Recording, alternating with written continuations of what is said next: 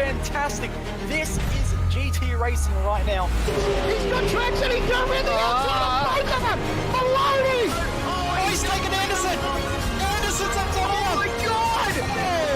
Big crash! Oh my goodness, half the field's gonna get involved! Second very close. These guys are going to want to make their way through the field very quickly.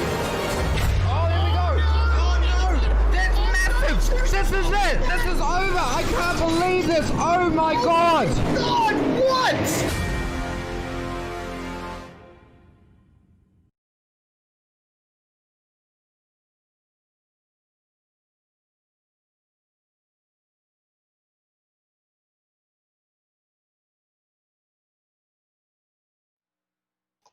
Welcome to the Lone Star State. We're in Texas for round 7 of the NASCAR iRacing Series Friday night strength of field. We're running the reconfigured version of the Speedway for the first time in iRacing this week, with the service introducing it just a few weeks ago. The 2017 reconfiguration features 2 ends of the track that are wildly different and incredibly wide. Turns 1 and 2 will force drivers off the throttle and generate some passing opportunities. While over at turns 3 and 4, the drivers will be flat out. An opportunity perhaps to set yourself up with a good run on the car in front. What do I need to say? It's Texas Motor Speedway. It's fast, it's wild, and it's live right here on the iRacing Esports Network and presented by SimSpeed TV. As always, my name's Ryan Jones. Alongside me in the comms box for now is Jay Kennedy, who's also behind the scenes manning the cameras and everything that goes with that. And Jay, a new track, some new updates to the track as well, new lighting and caution lights. And turns 1 and 2, turns 3 and 4, they are wildly different, aren't they? Yeah, hello everyone. The turns 1 and 2, they're so wide, and they almost draw you in to push a little bit too hard, which is going to make racing really interesting. And then the exit of turn 2 just opens up, and we may see 3, 4, even 5 wide at some points as the drivers try and push the limits. And then it narrows up into 3 and 4. It's a really interesting track. Been watching a few test races for the NASCAR Pro Invitational, and we saw 5 wide coming out of turn 2 a couple of times in that test race today. So Yeah, it's going to be interesting and looking forward to this race. And then the rest of the weekend as well is huge too. Certainly is. And let's take a look at how qualifying's currently stacking up. Of course, they've got just 5 minutes to put down their 2 qualifying efforts ahead of 167 laps today. Currently, less than a tenth of a second are covering the top 5 drivers on the circuit. Watching Logan McAnally making his way down the back straight for his first attempt so far in his number 21 machine.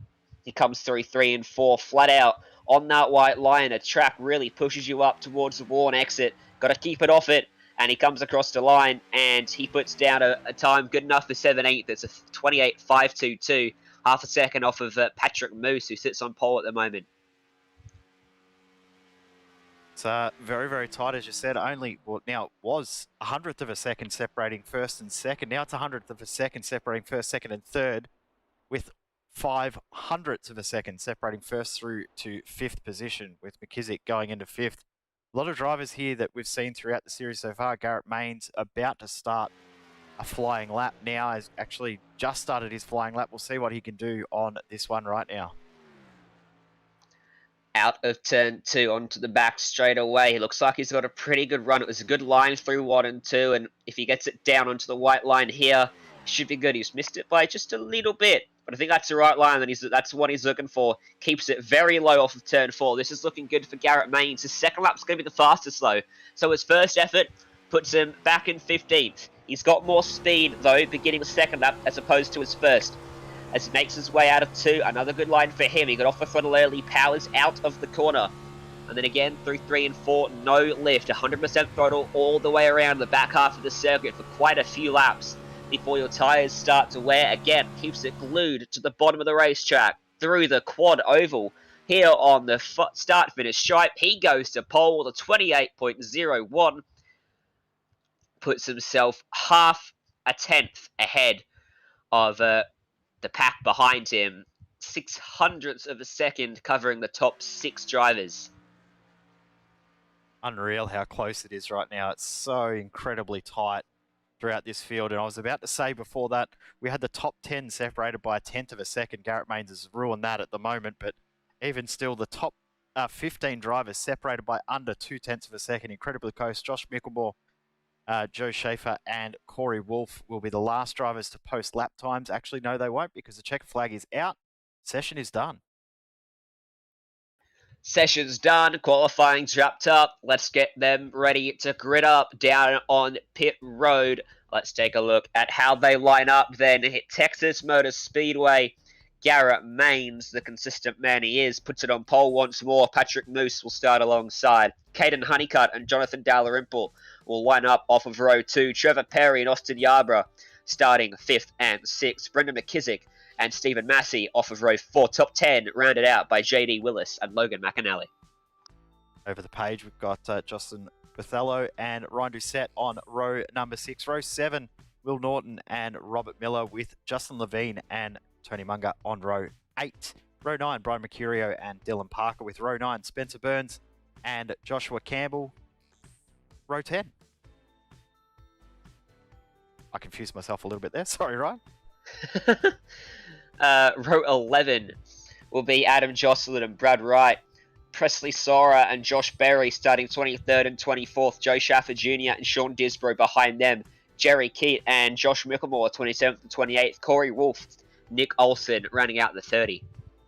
And the last page of drivers in our 36 car field, Dustin Johnson and Zach Hudson on row 16. Row 17, Michael Jeans and Eduardo Oliveira, with Tanner Love and Jake Hickston rounding out this full field of 36 drivers. Only one short of a capacity field, which means that we're going to have a fantastic race.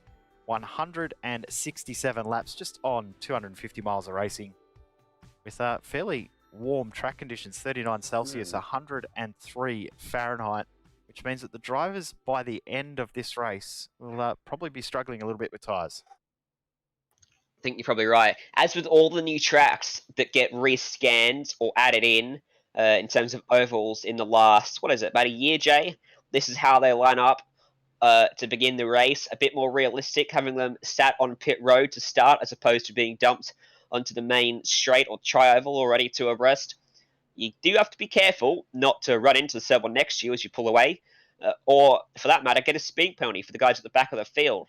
So adds a bit of realism. It's good fun to line up like this and make your way off of pit road.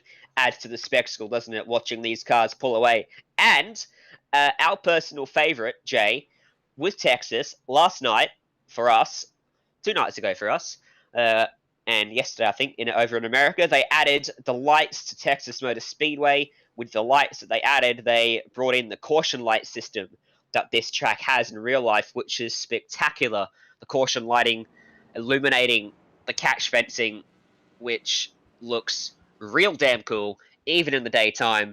Will we see it today? You'd have to hedge your bets on yes. It is a long race out there, and it's going to be a tough race for these drivers. Although, with this series so far, we've seen plenty of green flag racing. It's been some of the best races we've ever seen here on Sim Speed in the oval department. Been a lot of fun to call. And it's only week 7, round 7 of a 36-week calendar, replicating what would have been the real-life Cup schedule for 2020. 36 cars, 167 laps, 244 miles in Texas. Who comes out on top? Let's find out. As we go green and Garrett Maines gets away well, and the field will come through past that start-finish stripe, the flagman waving the flag. We get ourselves underway as they all start to file down into one. Noticing a couple of cars have opted to start from the pits, expecting a little bit of mayhem and calamity throughout this race, but for the most part, looks like we're fairly clean. A few real stragglers at the back of the field for that outlap too, but coming into 3 and 4, almost single file, which means that the drivers have worked out this track and are starting to just feel their feet a little bit. Still side by side on the fringes of the top 10. This is JD Willis up on the top of the racetrack, trying to hold off Logan McAnally down to the bottom. Ryan Doucette just in behind him too. Oh no, a spinning car right in front of these guys, and around he goes. And Alex into turn number 2, and they wreck onto the back straight. That's a huge crash. It's a parking lot. Now on the back straight away, about half the field involved in this. And that is a massive incident. This is not what we've seen throughout this championship so far, or throughout these races. It's incredible to see such carnage early on. It looks like only the top 19 or so have made it through. We've already got 3, 4, 5 cars already in the pits that have decided to tow back to the pits. We need a replay of this to try and work out and decipher what exactly happened to, I believe it was Austin Yarborough. So Yarborough started to spin. Coming out of turn 2 on the cold tyres on the outside, he managed to just break the adhesion between the tyres and the racing surface. As he spun, it was the wrong point on the track. Whenever there's an incident out of turn 2 or out of turn 4, it's so hard to avoid it. You can see there, absolute chaos. And there was about half a dozen cars all stuck down there on the fence on the bottom of the track with nowhere to go as well. True Safeway car park stuff. That was insane. One of the biggest we've seen this year so far. We'll take a look to a replay from onboard someone further back in the field as we just have a look from another angle at that incident. Again, you can see it just bounced a few guys back up into the racing line, and the track was pretty much blocked. Some of the guys at the very back of the field did a very good job to miss it and just jump on the brakes. We ride on board with Spencer Burns. This is his view of the calamity. We ride on board as we come out of turn 4, into the quad oval they go, and then into 1 and 2. It's all looking nice and calm for him. They're not racing too hard back here. It's only lap number 3 of this race, and then suddenly smoke, cars spinning. Where do you go? Where does he go? Oh, nowhere that he can go. He got collected, and there's the parking lot down to the inside Armco barrier. What a shame. Real disappointing way for lap 2 to start. We had 10 cars stay out from that caution there. Well, 10 cars that did not pit. Brian Doucette did come into the pits, but missed his pit box and continued on. Every other car in the field has had to come down pit road either to get some damage fixed or change some tyres, because, I mean, locking the brakes up that bad will be enough to overheat the tyres. Doucette will have to come back in because he has a very badly smoking engine. Yeah, big shame to see Doucette with damage too. This is someone we've seen in most of, if not all of, our Friday night strength of field this season so far. And he is going to have to get that damage repaired. That's probably going to be race-ending damage for him, if not severely race-hampering damage. Smoke coming from his car when we saw it. So he's got engine damage to that machine. And we are going to have to try again to get this race back underway and try to get some green flag running under our belts here. Expect another split here. There's those caution lights. How damn cool do they look? And at nighttime, they look about 10 times better. They are spectacular indeed. So, in terms of pit strategy, if we manage to go green from here, the interesting thing is it's going to be close between a 2-stop and a 1-stop. We've seen a few times already this year, Jay, where there's been a split between drivers did 1-stop and 2-stop strategy. Most notably was Atlanta, wasn't it, where we had that fantastic battle, cat and mouse battle between Matt Danson and Chris Shearburn to the end of the race, where the move was done with just 2 laps to go on the alternating strategies. Yeah, well, that, and then we think back to Las Vegas as well, where we had differing fuel strategies and drivers who weren't sure if they were going to make it on fuel, and massive fuel saving strategy, and other drivers that pitted 5 laps later at the next caution flag to then make it home on fuel. So we've had bizarre strategies throughout, and like drivers running out of fuel and passes right at the end of win races. So it's been an incredible season so far. Disappointing start to this race, but a lot of drivers look like they've been able to get back out onto the circuit. Looks like we've lost maybe 6 cars from that incident. Miller, Bathello, McAnally.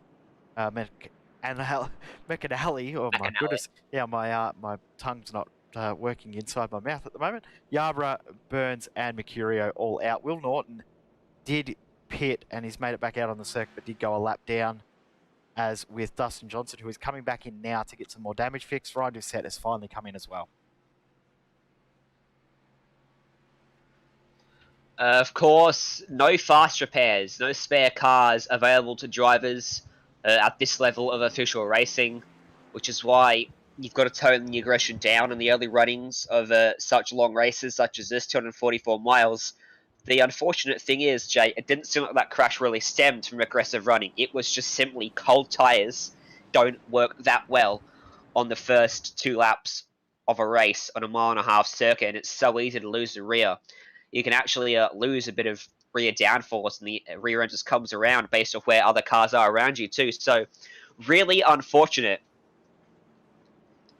But we've still got a lot of very good drivers out there still with clean cars. There's 28 drivers still on the lead lap. Still about 32 drivers running around on the racetrack. Some of them have damage, but a lot of them are still clean. A lot of guys at the back managed to miss it. Of course, about 19 guys we know are squeaky clean. So let's try and get this one back underway. Once again in the hands of Garrett Maines. Honeycutt is outside instead of behind him. We go green once again. Honeycutt immediately will dive down to slot in behind him and cut off the route for Patrick Moose.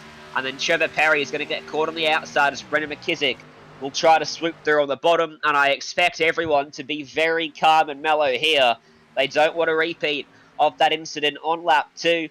And look how spread out the field is already. Yeah, no surprise to see the drivers have spread out a little bit more on this restart. As you see Joshua Campbell going up high through 3 and 4. Going to have to give up a bit of ground there. Zach Hudson also was battling very, very hard with Eduardo Oliveira. But much better restart as Honeycutt now trying to get the move done around the outside.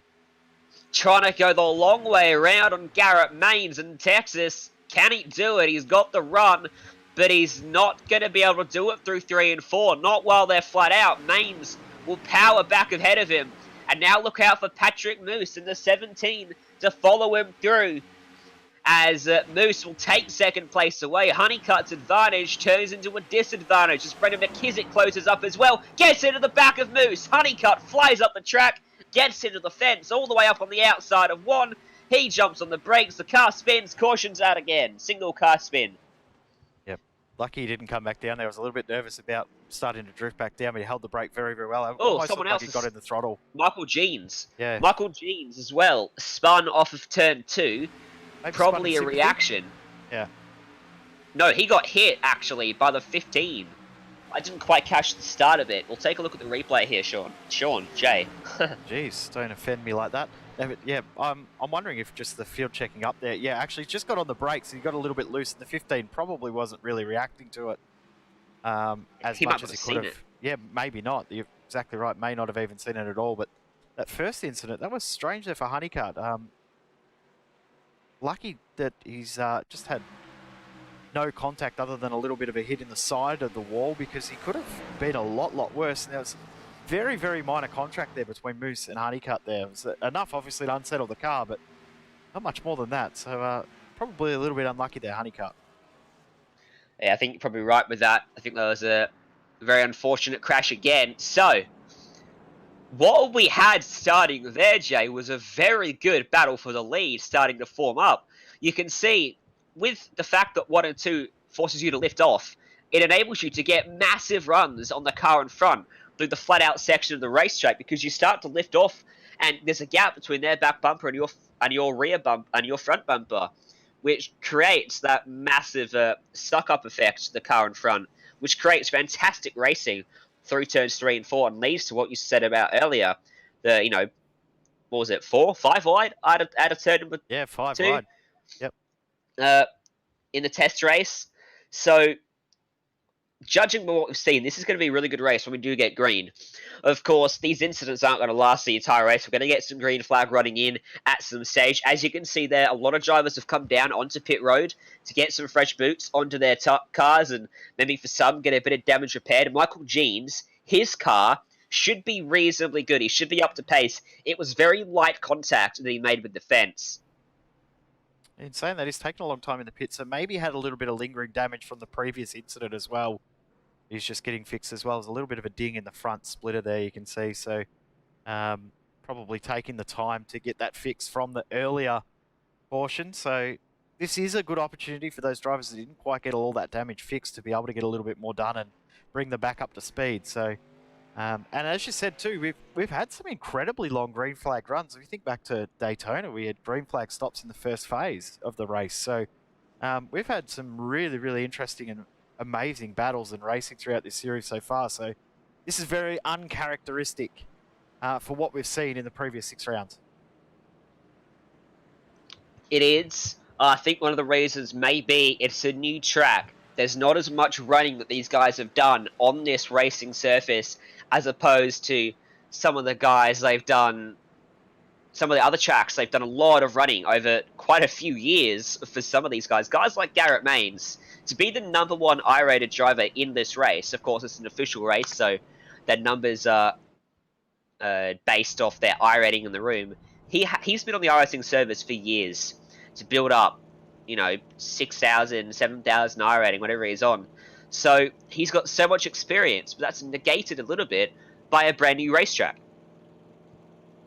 Yeah, that's right. And so fresh to the service as well. Any advantage that he had, not just that it's a repave as such, which we've seen in previous tracks like Michigan and Daytona. This is a full rebuild because the track is so different. 3 and 4 still very similar, but 1 and 2 are just absolutely unique now. So yeah, it's such an interesting track. I haven't been able to do any laps myself yet, but every single race that I've watched so far has been so fascinating because of the different lines through 1 and 2 and the differing corner shape through 1 and 2 and 3 and 4. Yeah, the 1 and 2 is interesting because it's very wide. I believe I read it's 80 feet wide, something like that, which is ridiculous. And because it's also not as highly banked as 3 and 4, it's very difficult because if you do enter a little bit high, it's very hard, bordering on impossible, to actually get the car back down to the bottom of the racetrack. So you've got to enter a bit lower than you'd think and start to turn in a bit earlier than you'd normally expect on a racetrack like this. Because when you do get up high and you get out of that groove, you cannot get the car back down and you lose so much time up there as well. You can see how wide it is there from that shot there. From the white line at the bottom, what's that, 7 cars wide? 8 cars wide? So yeah, you could probably really run 4 wide, maybe 5 wide through turns 1 and 2 So to have a corner that wide is incredible. To legitimately, I mean, we see 4 wide at Daytona, but there's not really much more room than 4 wide. You see 4 wide there, there'd still be space for a little bit of bumping 100%. and moving around. So it's incredibly wide. And of course, these are all official drivers, just regular sim racers that want to have fun. It does serve as a bit of a precursor. Of course, the NASCAR Pro Invitational running on Sunday America time on Fox and Fox Sports 1. That'll be the same car, the same track as we're running right now. You want to know what the racing might be like there? Well, stay tuned to this because these guys are some of the best. As we look to go back green once more, Garrett Maines again with the jump. We get back underway, and a good start there for Nick Olsen, sort of down to the bottom side from the top, in between quite a few cars to get down there. And oh, that looks sketchy back there. They were almost 3 wide on the bottom of the racetrack. You could see it in the shot. They managed to sort themselves out and make their way through there with that incident. Michael Jeans is one of the drivers buried in the field after his incident. He's really struggling still, Jeans. It's really sideways out of 2, so guessing his setup isn't designed for cold tyres. It's probably part of his issue, but at the front, this is second through to 6, covered by nothing. And very aggressive from Nick Olsen. Tried to sell a dummy to McKissick. Didn't work. He's lost a lot of momentum. And Jonathan Dalrymple going to try to drive it around the outside. He got a bit loose up on the top of the racetrack. Lost the rear, but he still had enough of a run to complete the maneuver. McKissick loved that in his mirror because it gave him some breathing room. But watch how they suck up now. As we're looking at Stephen Massey, look at how they suck up out of 4 and down towards turn 1 in the slipstream range. Dalrymple actually just getting out of it a little bit to avoid doing so. McKissick gets to the bumper of Maines, top 10 or so, all bumper to bumper here. Out of turn 2, you see how low they exit out of turn 2 is quite strange as well, as opposed to other tracks. It is quite a unique corner, but it's providing some great racing as we head back around towards the start-finish stripe. This train goes all the way back through the field at the moment. Yeah, not much separating the top few at the moment. What, 3 seconds separating the top 20 is Honeycutt now. Looks to be the one trying to make moves. Of course, remember, he was at the front of the field not that long ago. And Olsen getting a little bit racy right now. I think he's not happy being tucked in behind Dalrymple here. And Moose going to make it work on Perry, and that's going to allow Presley Sora to get down to the bottom side as well and take that spot away. He puts himself up into P6 then, just outside the top 5, almost into the back of Moose. Did Sora go there, but he managed to check it up in time, and Perry still defending now as JD Willis chased that rear bumper down to the bottom side of the track. Perry could not hold him off. They're running side by side now out of turn 4. Perry proving a very important point. Once you get stuck on the outside, you get freight trained hard at this racetrack. As Nick Olsen now going to demonstrate that exact same thing. He's going backwards on the bottom side, on the top side. You don't want to get it stuck out wide, especially through 1 and 2 at this early stage of the race, because the tyre's not quite at 100% heat yet. They'll start to wear in probably in maybe another 2 laps or so. They'll start to be up to optimum temperature, and then from there we'll start to see some battling and moving. But of course the track's still not quite rubbered in, still a little bit slick on the outside, so you want to try and keep it as low as you can for now. Wait for the heat to mean that you can move up the circuit a little bit more. But have a look at this, 3 wide at the front of the field. Moose, Wills, and Dalrymple going out of the front. Dalrymple tried to look to the inside of McKissick. He got a push from Moose. Couldn't quite get the overlap, and now Moose is stuck on the outside. So Willis is going to go by him and take that spot away. He's coming up through the field very nicely at the moment. Started this one from 9th, finds himself running now in 4th place on the racetrack as Moose gets a bit loose out of 4, out of 2 even. And Maines doing a good job to fend these guys off. You can see, if you look at the chopper cam, you can see how much they suck up from basically this point now onwards through the circuit. Brendan McKissick behind him, trying to stay in the draft, closes up almost to his bumper and then through turn 2. He's going to get a big run out of here and get right up to the back of him. Right there. Can he get the run? If he gets a push from Willis here, and he will. So now he gets alongside him, side by side for the lead of the race. McKissick trying to take it away, and he does. Main slots back to the bottom of the track, only loses one spot. That's the experience he has there. He knew he couldn't get stuck on the top side. Dalrymple's stuck there now. He's going to go backwards. McKissick already under pressure once again. A bit of contact between them. That was a fairly heavy bump there between Mains and McKissick there too, so maybe there was a bump that we'd missed earlier through 1 and 2 that we didn't quite see as Mains just moves over and pushes Willis out of the way. Yeah, Mains tried to block the move from Willis. He was already there, almost spun him down to the bottom of the track. Luckily, Garrett saw it and moved back up to avoid it. Now he has to slot back in again as Willis has made that move stick. And now Presley Sora wants to capitalise as well. I think Mains has not got as much pace as he normally does. He looks to be the cork in the bottle at the moment. And Sora wants to take him 3 wide down this back straight. He can't quite make it work as Willis trying to get by McKissick now. Wondering if Mains either hasn't got the car set up for the long run, thinking that there was going to be a lot of cautions, or his car is set up for cold tyres as opposed to hot tyres, or the track temp is a little bit higher than he was expecting, or the track temp is cooler than he was expecting. He's not able to get the heat cycle through the tyres as much as he'd like. So if we stay green for a little while here, we'll find out a little bit more. But Dalrymple, have a look at the run around the outside. I'm surprised we're seeing moves around the outside as quickly as we are.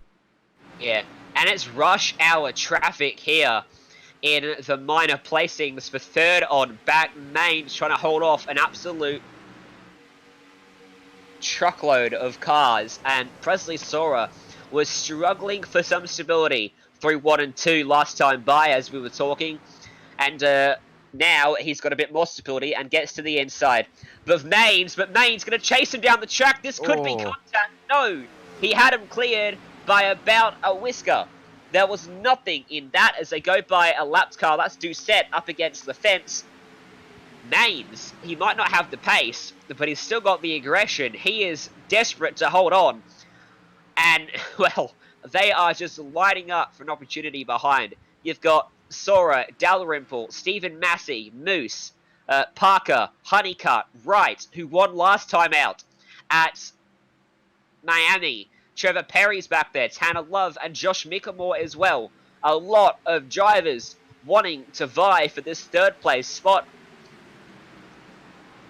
Have a look at the gap the front two have got Neds on for the lead too, because Willis is through up the inside. So here we go, yeah. McKissick sort of thrown us off guard there, because we were thinking McKissick was going to be the one to run away with it there. But JD Wills into the lead of the race. So, JD Wills puts his hat in the ring. JD Willis trying to make it 7 winners from 7 nights in this series. He goes to the front. We look back to third. Take a wild guess. They're still side by side. Garrett Mains and Presley Sora. Here we go. Here's the run for the 28 car on the top of the track. He got a big burst of momentum from the middle of the corner, and he's going to clear Mains down the back straight. The hard work pays off, and he's going to take that spot away. Can he go and chase down Brendan McKissick or JD Willis out front? Next car to try and get by Mains will be Massey, as Caden Honeycutt now starts to put a manoeuvre on Jonathan Dalrymple. You can see he's actually got a bit of damage to the front left of his machine. Doesn't seem to be hampering him too much, as they're 3 wide behind him. Dylan Parker in the middle had to back out of it because Moose made a move to his inside, and at the same time he tried to get to the bottom of Dalrymple. They almost came together.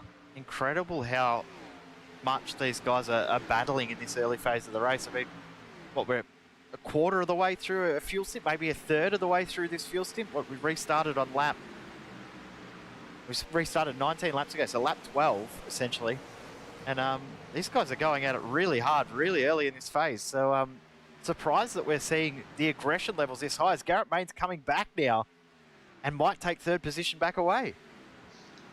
Well, that's an interesting thing to note. It looked like he had no pace. It could just be a matter of the slipstream. It's just so powerful at this racetrack that you can't get away. And Willis and McKissick have done a fantastic job to do so as they battle behind. So Mains comes back. He's back into third. Sora up top, trying to do it again, what he did a lap ago a lap or so ago, but he can't because that was a great little bump from Stephen Massey in the middle of the quarter to launch mains clear, as now Honeycutt wants to get to the bottom. Sora thought about defending, couldn't quite do it, and the gap was just about there for Honeycutt to slide through. How close was that? There was nothing between them there. Well done from Sora, seeing that Honeycutt was coming through, just opened the wheel a little bit, just enough to make sure that there wasn't contact, because there would have been contact if Honeycutt wasn't quite so aware there. Sorry, I mean Sora wasn't quite so aware, but Honeycutt and Mains back together again. It's like we're back to the start of the race. Yeah, a little bit like that, isn't it, at the moment? So the lead for the two guys out front is out to 2.5 seconds. They've almost gapped these guys quite comfortably, as it's all on back here on the fringes of the top 10 as well. Side by side, this is Tanner Love on the bottom, going to allow Josh Mickelmore to follow him through. Jonathan Dalrymple starting to lose some spots after starting this one all the way up in 4th place. He's back now to 13th on the racetrack. Might lose out to Zach Hudson and Dustin Johnson as well. Make that Brud right in just behind him is Presley Sora going to bump jar Stephen Massey all the way down into 1.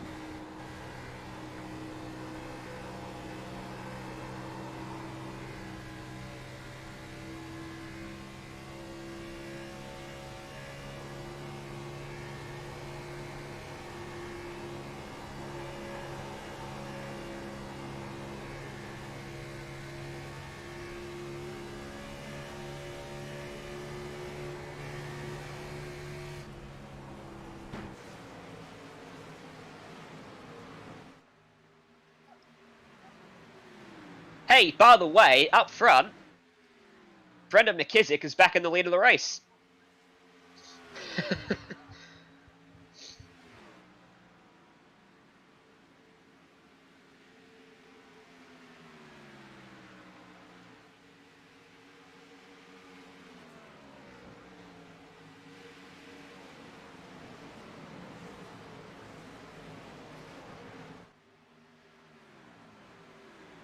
Yes, certainly. So Perry now coming under a lot of pressure. Dylan Parker looking in behind, still side by side. Moose and Sora behind them. As, oh, that's a little bit close. Moose moved up the track. Tanner Love thought about putting his nose up the inside. Thank the Lord he didn't, because that would have been a big crash. Much similar to turn 1 if he'd done that. As we watch these two go side by side again. This is Stephen Massey on the top of the track. Oh, and now look at this. The 34 takes them 3 wide into turn number 3. Dylan Parker trying to make it work, and Trevor Perry has to give him the room as they come out of 4. And Dylan Parker now on the charge. He started this race back in 18th. He's up now into 6th place.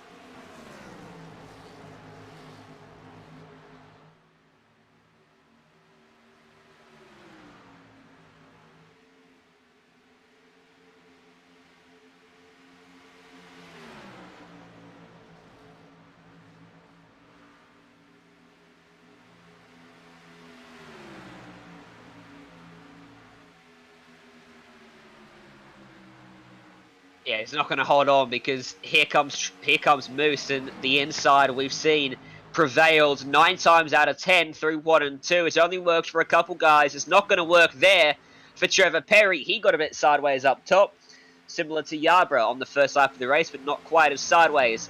Dustin Johnson now going to get by Massey just behind him. Massey's going to go backwards behind the 28 of Sora as well. The outside is either you get freight trains or you make a move.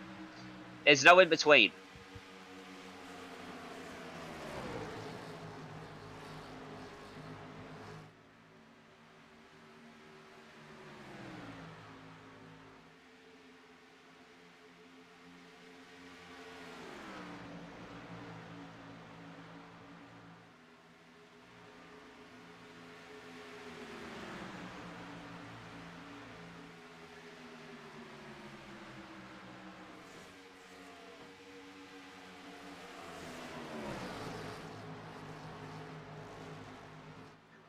almost slides up into the door of Trevor Perry there as Dustin Johnson saw a snap sideways behind them as well. You might have just seen that. Mickelmore will go round his outside and then tuck down in front of him on the entry to 3. That was a little bit close, but great awareness from him to make that stick. Mickelmore now running up inside the top 10. He started from 28th, one of the biggest movers of the race so far. Yep, sole AusNZ driver out there. We've seen a few, and of course we saw Matt Dancer do a good job, and Jason Martin previously as well. As Garrett Maines is having a few tech issues from third position. Tanner Love, Tanner Love holds onto it. That car took a hard left turn coming down the back straight away. Don't know whether he clipped the fence or whether he just got loose out of 2, but he did a good job to hold onto it. And we have a new commentator up here. Jay Kennedy is going to step aside and go behind the cameras and focus solely on that. And we're going to have a new face for SimSpeed, but a familiar voice, I'm sure, for many of you out there. Justin Prince, welcome to the booth.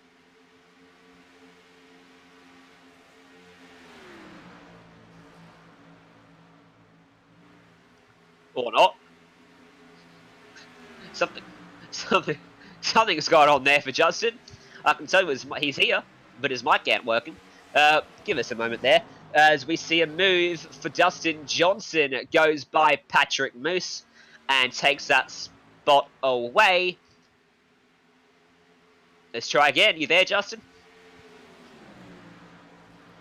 No, he ain't. Moose is going backwards here. He had some great pace through the middle stage sort of this run, but getting towards the latter end of it now, he's starting to fall backwards and lose out. Josh Mickelmore's been looking after his tyres really well, it seems, because he's charging, and he's just given Moose a big shot down into turn 1 that time by. And for the third time asking, third time's the charm, you got us, Justin. Yes, indeed. Sorry about that. In terms of that, it's been some great action here, though so far at Texas Motor Speedway, man oh man. But a lot of the top contenders so far are the ones who have prioritized long run speed so far, it seems here, Ryan. With McKissick having that good advantage and many others from that Nexus group pulling off and away into the sunset. You're exactly right, and we've seen you running in this very series, Justin, a couple times this year. And in terms of how the driver attacks the circuit, how do you want to go about a top split NIS race? Is it all about the long run? Well, it kind of divides a little bit here and there. It comes down to two different philosophies. If you have the short run, you're good if it becomes a caution kind of race. But at the same time, you try and prioritize the short run, your car will likely build very tightly in the long run. In turn, Ryan, you're going to lose 3, 4, 5 tenths a lap. So you kind of have to find that right balance where you're not very loose in the short run to be able to, while at the same time still being able to launch then, but also have the speed for the long run to maintain, if not build, the gaps you've built upon the racetrack, such as many of the errors tonight. Yeah, and top split racing at this level, it's all about that. You've got to be very aware in terms of not only your own driving ability, but also pit strategy and car setup. It's all equally important because every little tenth of a second matters at this level. As we can see, speaking more than tenths of a second, McKissick now out to a 1.7 second advantage over JD Willis. He's really starting to find the pace in that car as we ride on board further afield. This is right in behind the 41. We're riding on board with trying to get by, but struggling, it seems, to make the move stick because the run, it was easy to get earlier on the fresh tyres, but as the tyres start to wear out, it becomes harder and harder to generate those runs. Yeah, based on experience, many of these teams have been trying to find that balance, especially the problem being turns 1 and 2, right? Because there's the different type of banking by about 4 degrees. It's not as simple as one thing will seal the whole car the whole way around. So many of these teams have to find that right balance where they might risk losing some speed in one part of the racetrack and some handling off the corners like Trevor Perry to be able to get that right balance from turns 1 and 2, which is so bottom dominant to be able to build a run to 3 and 4. Yeah, and something curious we have seen is a select few drivers able to make the outside work there through turn 2, most notably. Could be down to the setup. They've made a car that turns very well and keeps the momentum up on the top side of the track as we see some action up here in 6th place. Patrick Moose and Stephen Massey. Massey starting to come back after being stuck on the outside for what seemed like an eternity. Finally gets himself to the bottom side of the racetrack. Slight amount of damage to his right rear, but doesn't seem to be holding him up because he's starting to put a lot of pressure now on the back of that 17. Yeah, absolutely right now. There's a lot of that pressure, and if you're Patrick Moose, you need to be able to stay nice and calm and keep focused. If you're the other drivers, you take advantage of moves like that. Massey able to take advantage of the bottom side. That's going to set up a great opportunity for Hudson, we've just seen, to get a run to take the bottom as well. And a great move there as he will capitalize and take the spot away. Hudson moves up now into P7, and Moose shows us once again the outside is not the place to be. You've got to get down to the bottom as soon as you lose out, because you will lose out quite some more.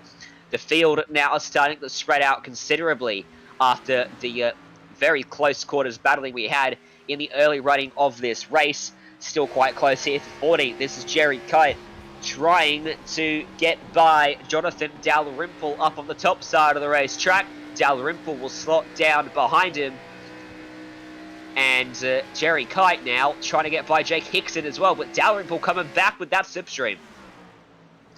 Yeah, a lot of dicing and weaving. As the pit window is open, we have seen Nick Olsen and Michael Jeans come in. And a huge slide. Looks like he's going to dive his way in as well here. So the pit window wide open for a lot of these drivers in the teens. That was about as close as you want to get to contact coming in a pit road. It's so tough to come down a pit road on an oval when you're in a field of cars. When you got guys tucked up onto your rear spoiler, whether he told the guys behind he was pitting, I don't know, because that was incredibly close. I didn't make much effort to not be following him through that corner as you normally would if you knew they were coming down. But he makes it into pit road. He just avoided a speeding penalty, and it's a relatively routine stop for him. So this could force quite a few drivers to pit now, because once someone pits, it creates a chain reaction. If you don't want to go for the overcut strategy, you have to react instantly. Otherwise, you get caught in no man's land and you lose a lot. Yeah, absolutely. Especially with the amount of fall-off that's seen at this racetrack with this package. Already the fall-off for these drivers, 1.6 seconds. Think about it. Just 2-lap undercut, you lose ground by someone, or pick up 3 seconds, rather, on the racetrack. You lose that, rather, if you stay out. So it's kind of where you have to balance that for drivers, as Massey is under attack for 5th. And on the bottom of the track, Josh Mickelmore continuing his charge. Couldn't keep it going there. Almost had him cleared. In fact, he had his nose in front of the line last time by, but this time he's going to lose out to Hudson. Momentum is key in these Cup cars. They've had quite a bit of time now to get used to keeping that momentum up with these new package cars that we've had for 2019 and 2020. But it's still so difficult when you make a move and you don't complete it to not lose a spot. Yeah, exactly, and that's where you kind of have to have a little bit of give and take, where you have to think of the move smartly, but at the same time, you don't want to end up forcing it. What I mean by that is, with the amount of momentum, if you run side by side too much, you lose ground, potentially, at least a couple tenths a lap. You burn up the tires up to 20% in dirty air alone. Compare that to the top 2, who's basically in clean air right now, make it the top 3, and you're absolutely sailing. So that top 3, in much more of a better situation. Mickelmore with a smart undercut. Down on the pit road then comes Mickelmore. He'll look to find here's a lollipop man and not slide through his bay, which is another issue that can cost you quite a bit of time, as Will Norton now looking to progress with damage to the front bonnet for him as well. So he's run into issues in this race already. I think about half the field has run into issues in this race, courtesy of lap 1. He's trying to find his way inside the top 10. He's got Corey Wolf tucked up in front of him as Patrick Moose now, the latest car, to take that line down onto pits.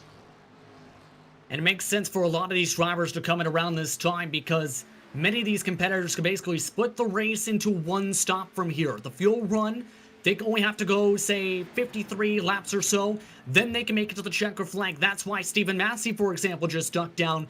Question's going to be when the leaders come down. They have a gigantic advantage right now with the team 1, 2, 3. It's not going to last that long, though, if they sacrifice it to some of the other competitors who try and undercut them by a significant amount. Yeah, exactly. And now, for the guys that have already pitted, the guys that pitted extremely early, Mickelmore, of course, just coming in, but there was, Jerry Kite coming down too. He's ahead of Mickelmore on the racetrack. They are going to have a massive advantage here. Guys like McKissick might find themselves coming under a little bit of pressure because right now, Jerry Kite's been on the track for what, 5 to 6 laps? That's a massive advantage on fresh tyres. McKissick, at this stage, would probably have to look at the overcut strategy. Yeah, I think that's exactly what his team's looking at probably at this point with the way this race has flown, as two teammates now look to scrap on just a couple laps difference tires. So many of these drivers coordinate, such as the Bobby Dale Earnhardt Legacy Esports machines you see on your screen, trying to coordinate their strategies and figure out when they're going to come in and try and find their way up to the field. Here's the counterpoint, though, with the undercut strategy. Eventually, you sacrifice the time back to the drivers who have the fresher tires. That's why I think Gene's went by Sean Disbro, knowing he's had a little bit faster speed despite the fact the back end's crushed in. Yeah, Nick Olsen, as well on fresh tyres, was not waiting around for Jeans to get out of the way there. He forced his way down to the bottom side as Dylan Parker comes down on the pit lane. Jonathan Dalrymple's made a pit stop as well. So now, it's more cars have pitted than those that haven't. 6 cars remain on the lead lap. 5 cars make that with Parker on pit road. Yeah, and at this point, it's pretty clear that based on who we've seen stay on this racetrack, all the teammates are probably going to stretch as long as they can. Maybe go at 100 laps, then try and split it at 50 laps. Curious to see, though, drivers such as this, one of the Black Flag machines, look to try and fight and see how they're doing. That team has quietly been up and down the past couple seasons. They're starting to head back on the up train, though, with the organization that's coming around them. They're starting to find some progress and going to be people to watch, I think, getting towards the latter stages of the season. Brendan McKissick comes into pit road. That looked like a very slow entry to me, Justin. In fact, that was all the teammates, in fact, coming in there, Ryan, too. With what was in Norden as well coming down, so everyone coordinated there.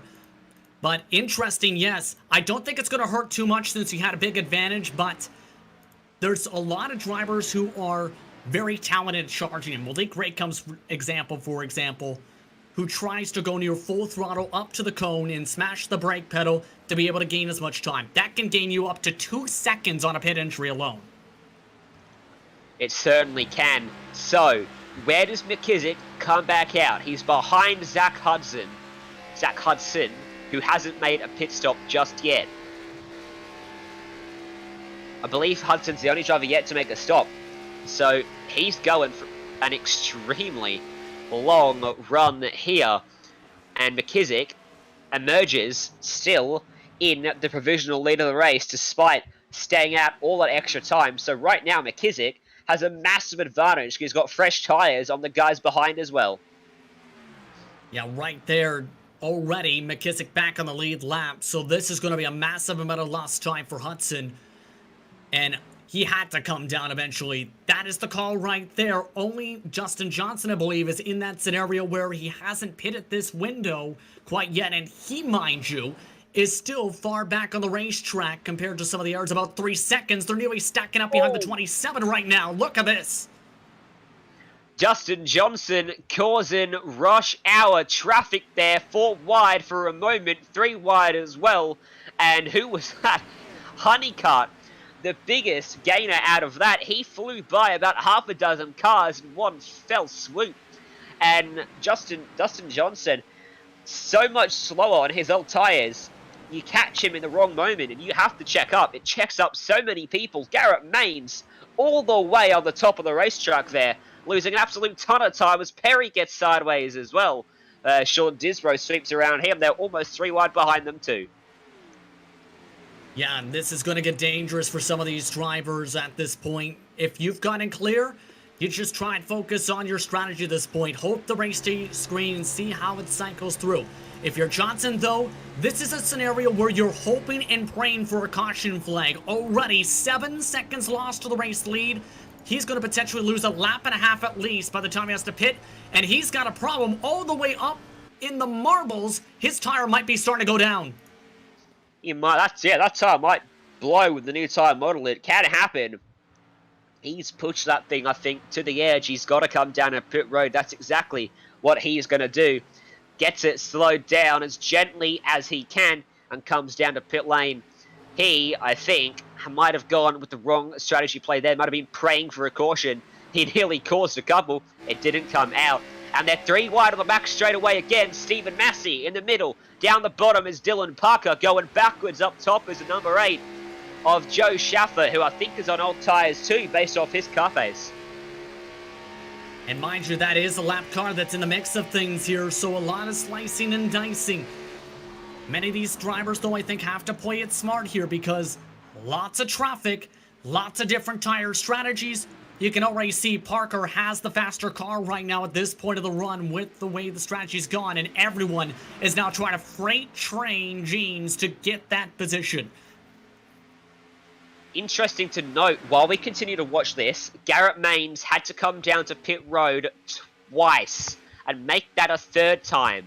Some big issues then for the number 1 driver in the session, and he's out of this race 6 laps down, and he retires that car after the issues on pit road. So a big shame to see him out of it. He would have been a contender for the race win. Yeah, he had a pretty fast car based on what was going on with the testing for that organization throughout the week. Unfortunately, had technical issues early on in the race. That put him down behind the 8 ball much of this event. He didn't get the caution flags. He needed to even be back in contention, and now he's in a scenario where he's not even going to have a chance to win the race. So, unfortunate for Maines. Only 1 car can pass him, though. That's the bright side in Ryan Doucette. Yeah, and Doucette circulating as well as he can, 47 laps off the pace at the moment, as Michael G is all over the back of Nick Olsen. He's going to get his nose to the bottom side of the racetrack, across the start-finish stripe, almost coming up on halfway through this race, and Josh Mickelmore now trying to progress as well. Mickelmore lost an absolute ton of time, stuck behind Dustin Johnson, so he's still trying to recover from that as he gets to the bottom of Jeans, and Tanner Love's going to try to follow him through. And as a driver, I'd be absolutely banging my steering wheel, to be honest, in that Exodus machine. Because, you know, you have a faster car. The problem is the traffic management. So it's kind of a situation where when you're outside of the car, you think, oh, it just have to play nice and calm. But the driver's instinct is always pass whoever you can. So you just kind of have to balance that mindset and discussion point, Ryan, to be able to be in the situation like Mickelmore, who has some good pace with that pretty long run he had on the tires. Yeah, now, of course, the undercut that he would have had was dampened by that big checkup with Johnson, so he's got to be careful not to use up his tyres now, getting all these spots back, because he's not in as good a position, tyre longevity-wise, as the guys he's just passed, like Sean Disbrow and Tanner Love just in behind him. We're still going to see another pit stop in this race, though, for all of the drivers out on the racetrack. So, still chance for them to equalise. Still a chance, of course, for another wild card to be thrown in with a caution at some stage. Patrick Moose coming under pressure for P5. Presley Sora starting to come back as they run door-to-door through turn number 2. And Moose just struggling up top for some grip. A little bit sideways coming off the corner.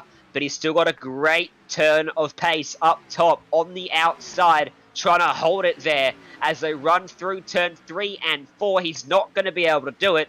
And watch out for Stephen Massey back there in 7th place as well. Yeah, with Presley Sora, one of the drivers to keep an eye on, I think, in the next couple years across this iRacing service. One of the drivers, the NASCAR Ignite Series at one point, and he's showing that good speed right now in his Indy Autosport car to try and pull away. But look how much right now that draft is helping out Massey. As long as you have a fairly clean front nose, you can get a little bit of slipstream down the straightaways, and that can help you tug yourself forward for passes like that. Massey is now up to that 6th position. One thing to note with Sora, though, here, Ryan, that's a plus 18 on the race. One of the biggest movers on the track. Indeed. A few big movers in this race. Presley Sora is up 18, as you mentioned. Tanner Love is up 26 spots.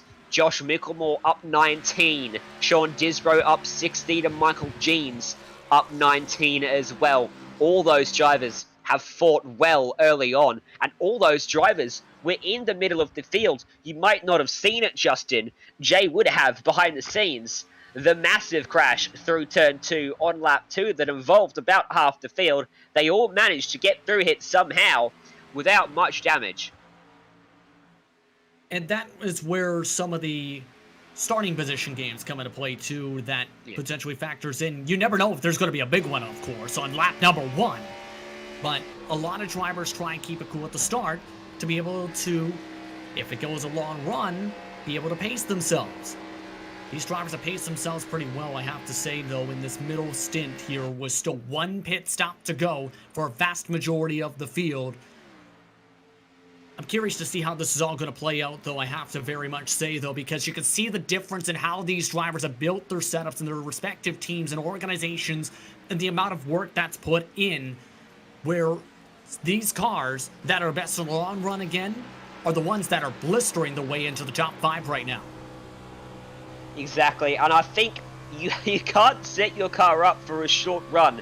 This is the 7th round of the NASCAR iRacing series, and this Friday night strength of field has had quite some racing happening, and if you know you're going to enter this particular time slot, and you've entered or seen the previous races, you know that long runs are the order of the day, and very rarely have we seen short runs.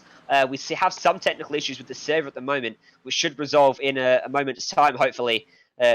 Just some issues on the iRacing, and we'll go to a Scenic Cam for now until that sorts out. But, you know, last week at Miami, we had a spate of short runs at the end. Miami's a track that pretty easy to do. The corners there are very long and rounded, so you're turning a lot more, easy to get into the back of someone.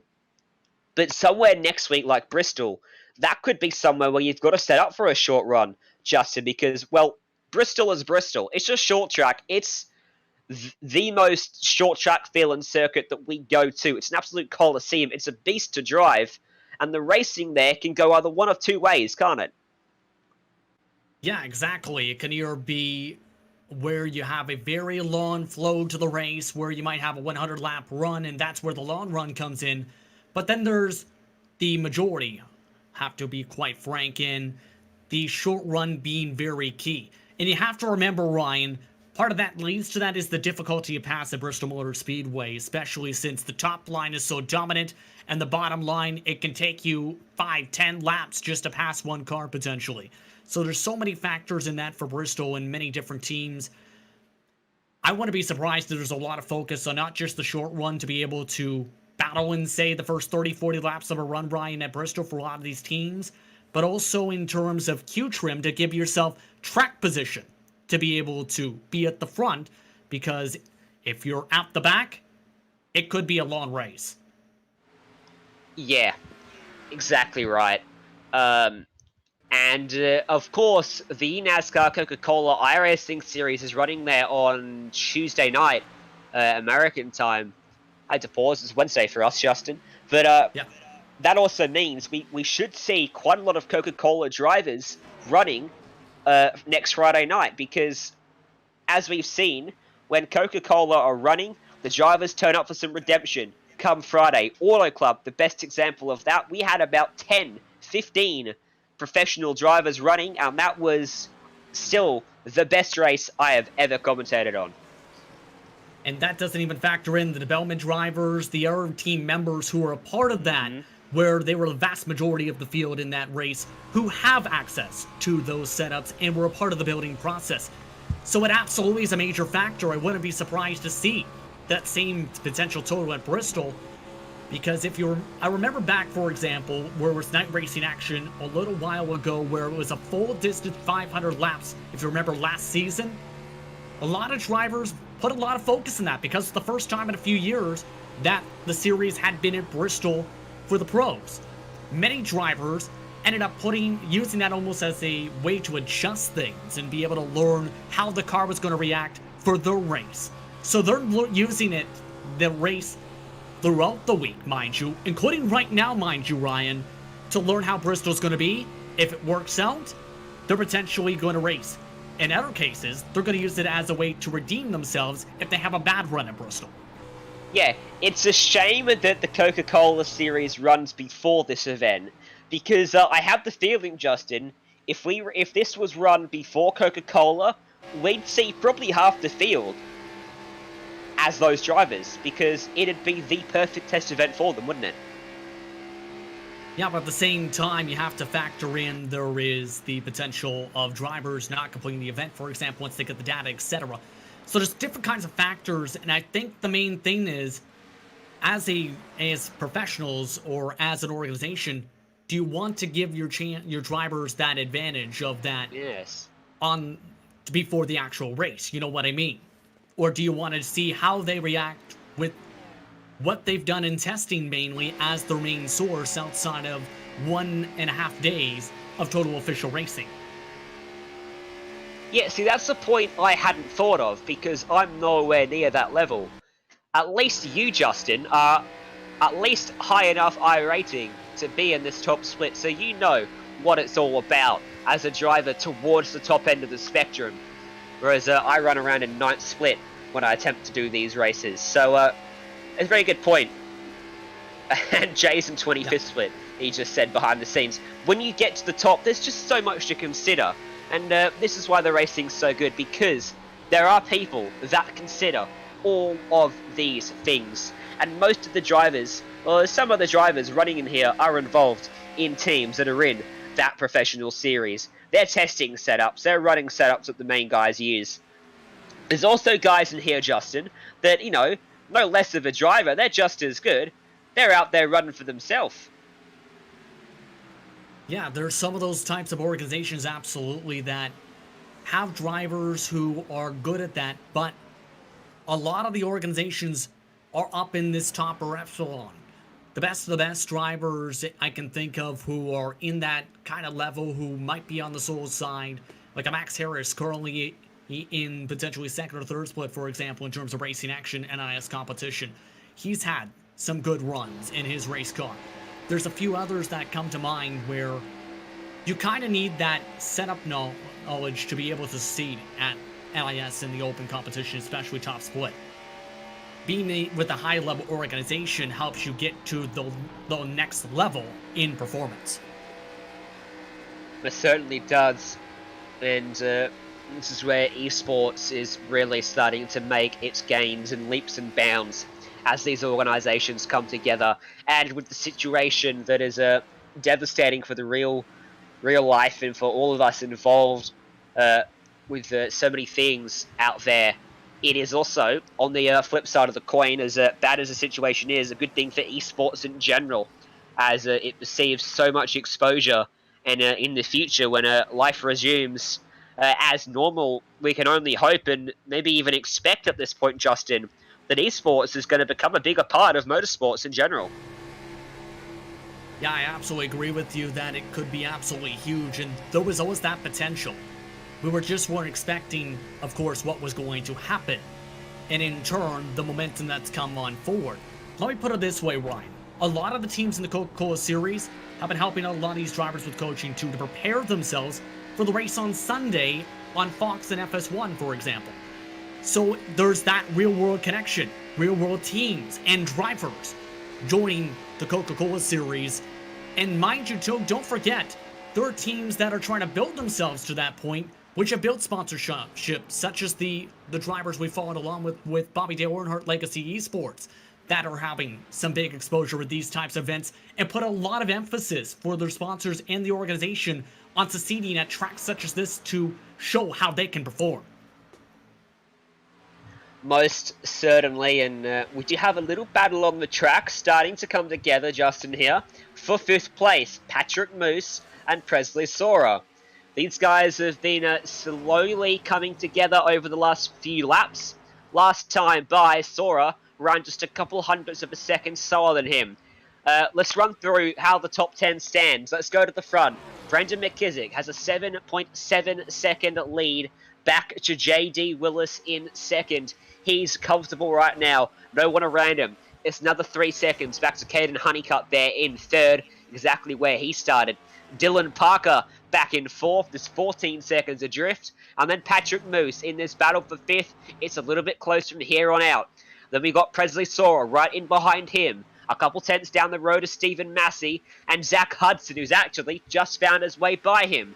Tanner Love is just off the back of these guys as well. And then another second down the road is Josh Micklemore rounding out the top 10. Some absolutely fast cars in the top 10. And keep an eye on that left side ticker too, because 11th place is solely trying to keep within range as well. And Michael Jeans for that fight. Surprisingly, just 14 drivers currently on the lead lap at the moment with the way this race has flowed. But Presley Sora has been having an impressive, absolutely really strong run for that team. With a chance for a top 5, the race has been progressing. The way this has been progressing, rather. You talk about the top 15. There's 14 drivers left on the lead lap. The pace of the guys out front, well, the guy out front, Brendan McKissick, has been so strong that he's put half the field a lap down. A lot of strong cars are running a lap down. Will Norton's been running up the front in so many of these races. He's 16th in a lap down at the moment. Eduardo Oliveira is back there. Joshua Campbell, Jake Hickson, Nick Olsen, Trevor Perry has now fallen to adrift of the lead. So the pace is very strong, and if we do get a caution, you're going to have to make an interesting decision. If you're a single lap off the pace, you have to pit because you need fuel. But at the same time, if you take your wave around and hedge your bets on another caution, you do get that lead lap back. You can gain more spots than if you're a lap down. But it's an interesting thing that these drivers have to think about if we do get those yellow lights on the racetrack. Yeah, that's the absolute gamble at this point, because we're inside the fuel window. These drivers, remember, stretch to as long as this point of the last stint. 61 laps, coming to 60 laps to go right now. So already, we're seeing that opportunity, say, with the AT machine, as you can see right now, pinning from the back end of the top 20. So some drivers, I think, have to try that gamble, though, Ryan, to be able to get a good position. Others, I absolutely see them trying to stretch it at least to 50 or 40 to go, and then coming down to the pit lane, especially if you're, say, Zach Hudson, if you remember, was one of the drivers who stretched it the longest. Yeah, and if you're Brendan McKissick, what do you do for him? If he hasn't got anyone spotting for him, it's going to be a little bit hard to tell when some of the guys are pitting. He's so far out in front of them. But he doesn't have to go either one extreme or the other. He's so comfortable. He can probably just pit in the middle of the window here and still come out with a very handy lead.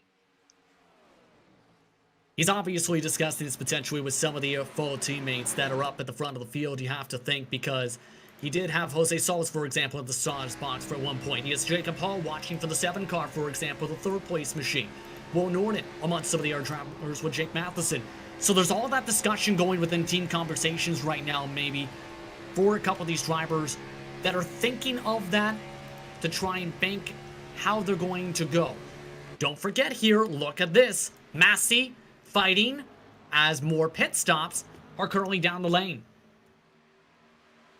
Jerry Kite comes down to pit road again. That's a shame, because that's going to put him out of contention. Sean Disbro brings it down towards his pit box as well. So he's pulled the trigger on his pit stop.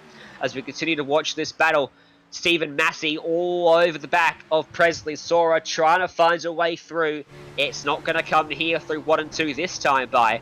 but if he can set himself up for a run out of the corner, he should be able to get to his inside as Sora gets a bit loose and a bit of a wiggle on down the back straight away. Nassi's going to pull to his inside and should complete this move very easily now to turn 3, and he does.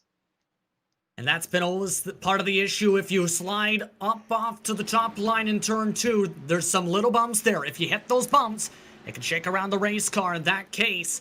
So we're losing the grip. We have had Caden Honeycutt dive down. One of the top 3 drivers is into the pit lane. That might mean his teammates might follow suit soon, or they might try different strategies.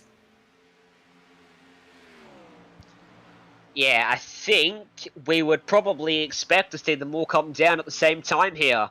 Honeycutt, of course, was running in second. He was challenging McKissick at one stage. Then he fell backwards behind JD Willis. So, be interesting to see whether McKissick's going to follow him here. He's not. He's going to stay out on the racetrack.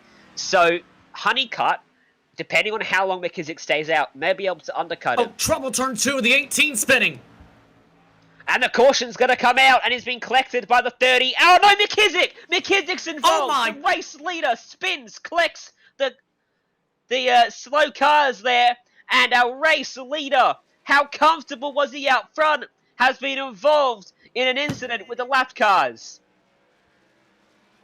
Knowing McKissick, he is furious right now in that cockpit. As we take a look at the race replay here, just that 18 just lost a lot of grip throughout whole turn 1 and 2. Jeans has no time to stop, and McKissick, he has no time to stop. He's trying to focus on the corner exit. So he's just a bad chain of events. You're right, a bad chain of events. We're right on board with Brendan McKissick. Nothing he can do. He's coming through here right now. He's committed. He sees him. He's trying to slow down. He can't do it. He got into the fence because he was on the brakes and his engine's got some serious damage. He's lost the bonnet. He will not win this race. And that is the dangers of oval racing. You don't often see it on the 1.5 miles, the cookie cutters. It's normally something you see on the short tracks with leaders being involved in lapped car accidents. But that there is why you can never let your guard down. You have to always be aware of what's going on around you. But even then, sometimes there is nothing you can do.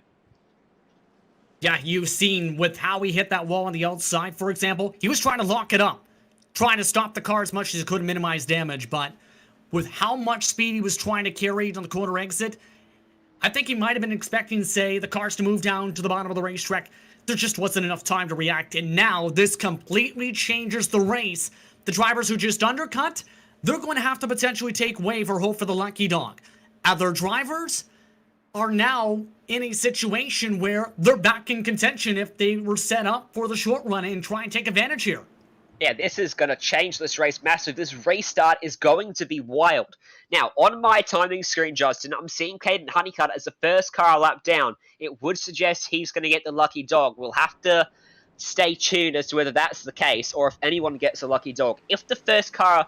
Oh, it's Corey Wolf that got it. He's the lucky dog then. So he gets himself back on the lead lap.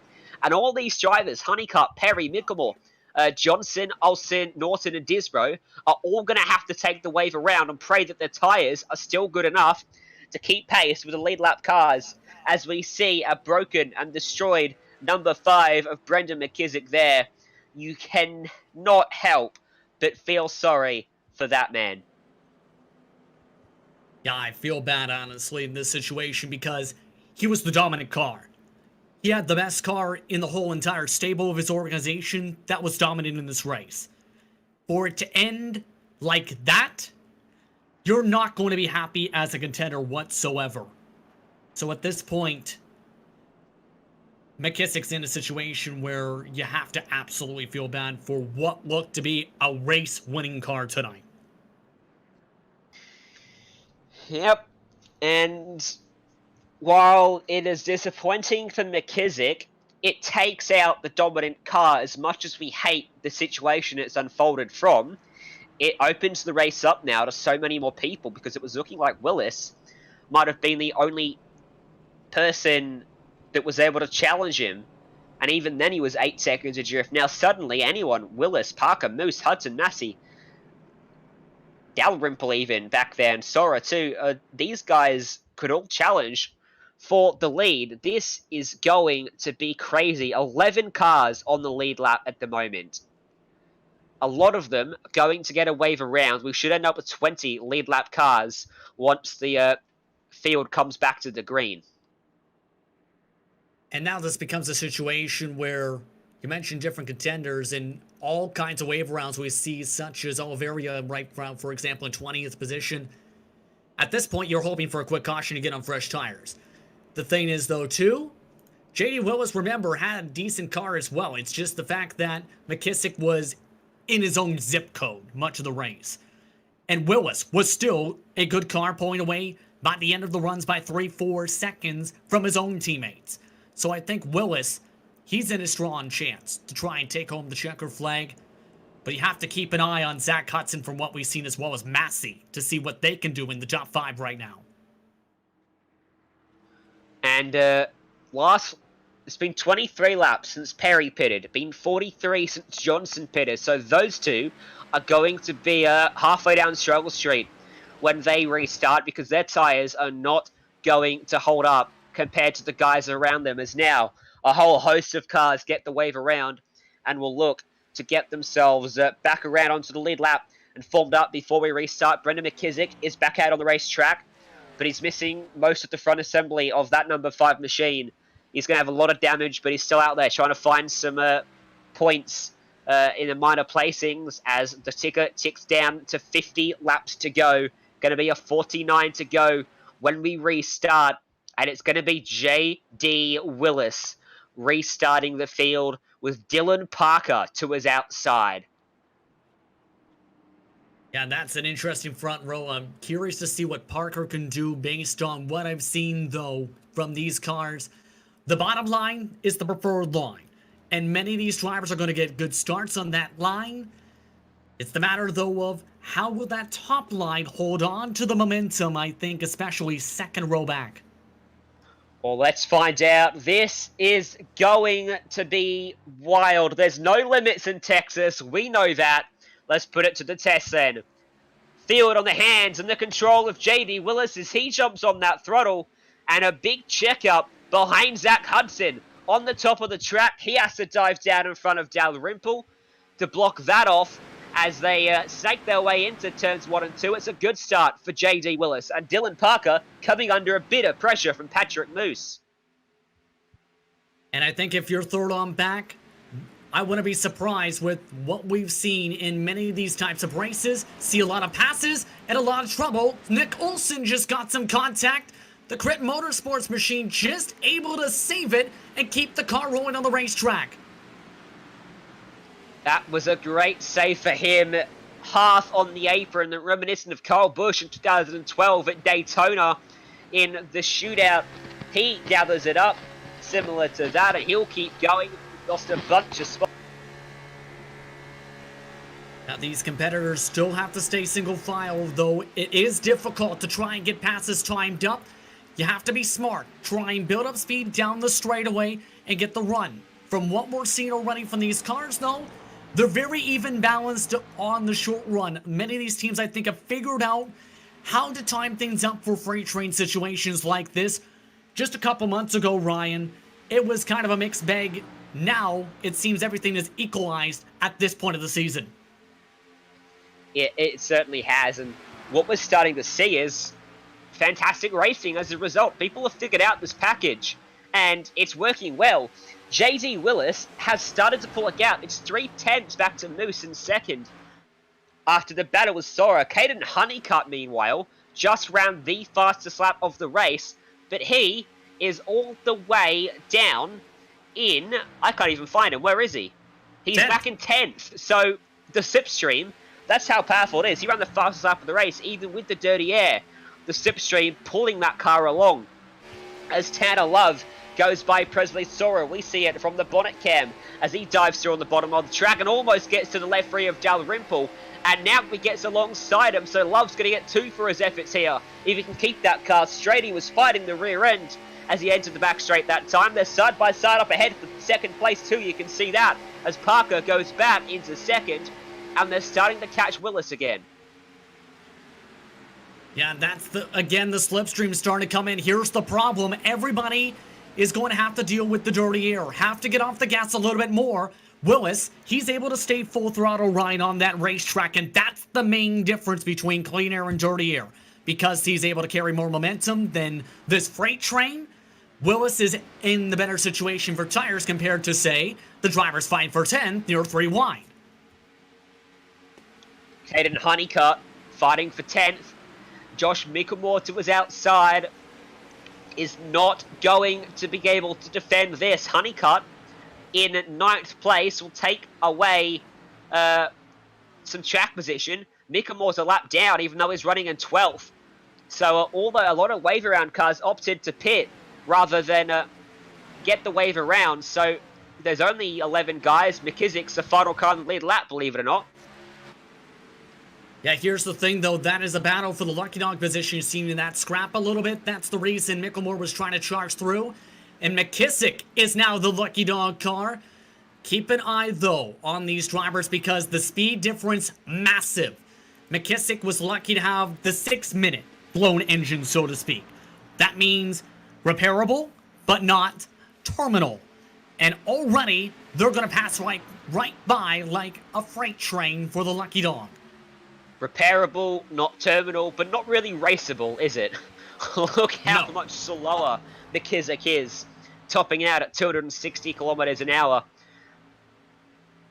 which is something in miles, Justin. He's 4 seconds a lap slower. That's a universal time system we can use, and that's quite a lot around a 28-second racetrack. Yeah, 162 miles an hour for fans watching from the United States and across North America. 20-mile-an-hour difference compared to the drivers trying to stay in the slipstream train. But Sora has good short-run speed, it seems, in the first 20 laps or so. Massey, though, he's been flexing his muscles for the past couple weeks or so in that 15 machine, trying to prove his worth on the iRacing surface and try and prove a couple naysayers wrong from what I've been able to tell from what's been going on.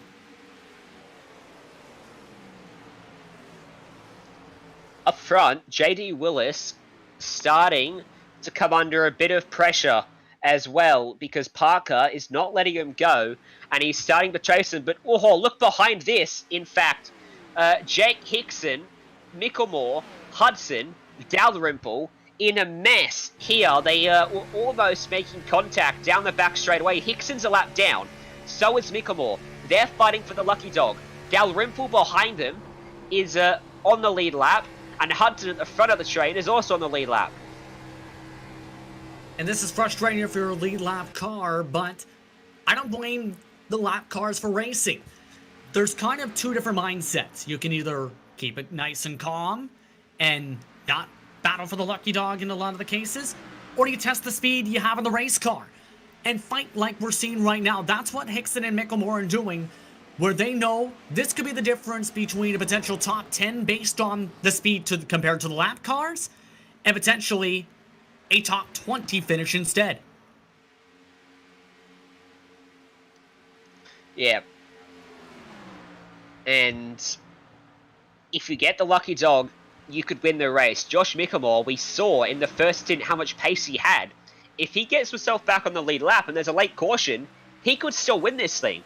Especially with the racing we saw early on. If the top 10 or top dozen cars get bunched up and congested like they did earlier on. At the moment, the restart played out in a manner that allowed JD Willis to put a bit of a gap on the field as Parker and Moose battled away and really held themselves up in the process. Look at this for 7th place. Yeah. Zach Hudson and Honeycutt going side by side here. Yeah, just up the road from where Hickson is. You see that just to the left side of your screen. And that's the thing. Honeycutt, remember, had the help of the slipstream for the fastest lap of the race. That doesn't matter, though, when you're stuck in the traffic. That's just the effect of the draft. And again, it comes on back. Hudson, I think, has the better car at the moment. He's just not been close enough to the rest of the leaders to be able to contend, it seems, tonight so far, Ryan. He's got pace, but not quite enough pace. And if he does, he's not been in the right spot at the right time to utilize it. So, probably another driver hoping for a late caution here because you have to restart from the back of the leading group of cars when we went green. So he's got himself about halfway through that little group, and now I'll be hoping that he can have another crack at it. But at the moment, everyone is looking very clean out there on the racetrack. The battle for P2 starting to fall away from JD Willis. Is out to half a second now, the gap for the 32 car. Just 2/10 between Parker and Moose for second. Yeah, and Tanner Love, again, is someone that really impresses me when it comes to his performance in the mile-and-a-half circuits here, Ryan, because it's, with the way I understand the logic with that organization, what Love currently works with collective drivers who try and help each other build setups. Love ends up being one of the top performers when it comes to that stable, and always seems to show up at these types of racetracks, especially in the first 30 laps. This is the best I've seen Love perform in a little while, in fact, on these mile-and-a-half circuits to put himself in the conversation for top 3. Yeah, this is the best I've seen him in this series too, so doing a very good job, finding a big improvement this week. It's a setup or it's a driver's seat. The track works for him, or the setup he's got is really in tune with this track. And one of those drivers maybe where a bit of inexperience relative to the guys around him equalized with this new addition to iRacing, the reconfigured Texas. That's the thing, though. Tanner Love, while he may not be at the front in a lot of the races we've seen here, the thing is, he's always someone that's running on, say, official races across the iRacing service in a open competition, for example, where he's always a staple a lot of the time to be inside the top 5 or top 10 by the end of the race if he keeps the car clean. So he's just that type of driver that does have that talent. The Lucky Dog battle is continuing on here, Chanot. But another thing, 13th on back is getting dicey as well, where Sean Disbro is having to hold off Tony Mongi right now in side-by-side fighting. Sean Disbro trying to hold him off as Tony Monge down on the bottom of the racetrack, going to get a helping hand from Will Norton, who dives to the bottom, thought about 3 wide. There wasn't quite enough momentum to make that work, and Disbro is going to switch from the top to the bottom. No, goes back to the top of the racetrack. Try to drive it back around the outside of the number 20 car down on the bottom. A 4-car scrap here for 13th place on the racetrack. 3rd car a lap down. Not even for a lucky dog, but every position matters in these races. Look how aggressive Norton's being, trying to find the bottom. Almost found the wall as he got into the grass. Yeah, Tony is someone that can be aggressive in these types of situations, showing that right here. He knows that every position matters, and Sean, I think, is having it up for the hard battle. He tried to use his teammate as a pick a little bit. And this is I was going to say it's moments from disaster. There it is. Disbro spins into the grass, gathers it up. No, he spins, rejoining, and he's going to be collected by Joshua Campbell. Cautions out. We're going to have about a 27-lap sprint to the end here. And Disbro was mere moments away from catching it, and then he wasn't. And it just looked like that might have been partly reactionary from the door-to-door contact when they had to get by Jeans there. And that just, I think, is just what led to all of that. The emotions boiling over. Tony also at the same time, mind you, did push up the track right here to drift right into the left rear quarter panel and send the 41 into the grass.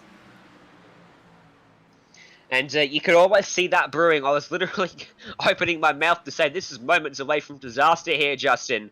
The way they're racing, and there it happened. You often get that sense, can't you, when you see a group of cars, thanks to Motor Simulation for providing our replays, of course, and Jake Hickson gets a lucky dog. You can almost sense when you see a group of cars whether it's going to end badly or not, because as the race ticks down, you start to become more aggressive, and the moves start to become a little risky.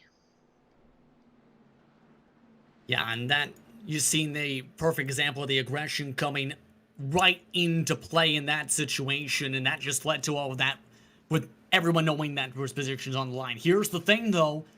If you've got a short-run car, You're in a perfect spot now. As long Yep. as you get a good start. It's a great situation for the short run now with only about less than 25 to go. And for the drivers out on the racetrack now, they're a lap down, pit lane open to them this time by. What do you do, Justin? Because if you pit, you're resigning Well, look at yourself this. to a best. Oh, wow, yeah. Come back to that. Dylan Parker, first car off of pit road. Now, Well, there's one thing you do. yeah, but the guys who are a lap down, if you pit, you're consigning yourself to a best finish of what, about 12th, 13th? If you stay out, you can potentially finish as high as first, but you're on old tyres, you need another caution to come out straight away again. What gamble would you do? In this situation, I think you have to go for the gamble, honestly, to take the wave around. I wouldn't be surprised if that's what a majority of these drivers elect to do here in this situation. Even guys like Micklemore, who show good speed. Tony, who is going to show good speed. Trevor Perry in the SPG machine, who show good speed. They're in that scenario where, in this type of situation, Ryan, you know there is a high chance of cautions breed cautions. Mongy And decides I'm surprised that he came down to the pit. I think he's going to fight for the lucky dog instead in case it's a long run. Yeah. Sean Disbro is in pit lane as well. He was a lap down. Nick Olsen and Will Norton have both elected to stay out on the racetrack. As has, of course, Micklemore and Olivier oh my god. Oliveria. Yes. And Trevor Perry as well. So all those guys will get a wave around and we'll end up with 17 people on the lead lap here. Yeah, decent amount of drivers at this point, give or take. That's currently the estimate of 14, give or take. According to scoring. Depends on how things cycle out, though. That's the thing with the amount of drivers in front of the leader. But I find it going to be interesting, though, what we're going to see, Ryan, for that lead. Because Parker now has clean air. I'm curious to see what Willis and co can do in dirty air, and it could be a crazy battle for this race lead in a few moments. It could, and if they get stuck side by side, almost everyone on the lead lap, barring damage, is going to suck up behind them and create a massive train because running side by side is so much slower. The thing is, it's almost impossible to hold it around the outside, isn't it, at the moment? Yeah. But say if he was up top and getting a helping hand from a teammate or something, who knows? A situation could arise. All I know is this restart is going to be crazy. 23 laps to go. When we get ourselves back underway, we get the one to go signal. Not from the flagman. He's still just holding that flag up in the air. Oh no, I must get sore, surely. Yeah, possibly. But heck of amount of cars at the very least going on the lead lap. In total, 14. Justin Levine also coming down for a wave, going by for a wave round to go 2 laps down. But again, this is the gamble they have to play to gain track position if they get the quick caution. What about Tanner Love putting himself up into 3rd place now? Yeah. He's got a good shot. Moose to be on the outside of him, back and forth. Stephen Massey's back there with Honeycutt. So Honeycutt's going to restart 6th. This is someone we earmarked that would benefit probably from a late caution. We know he's got great pace.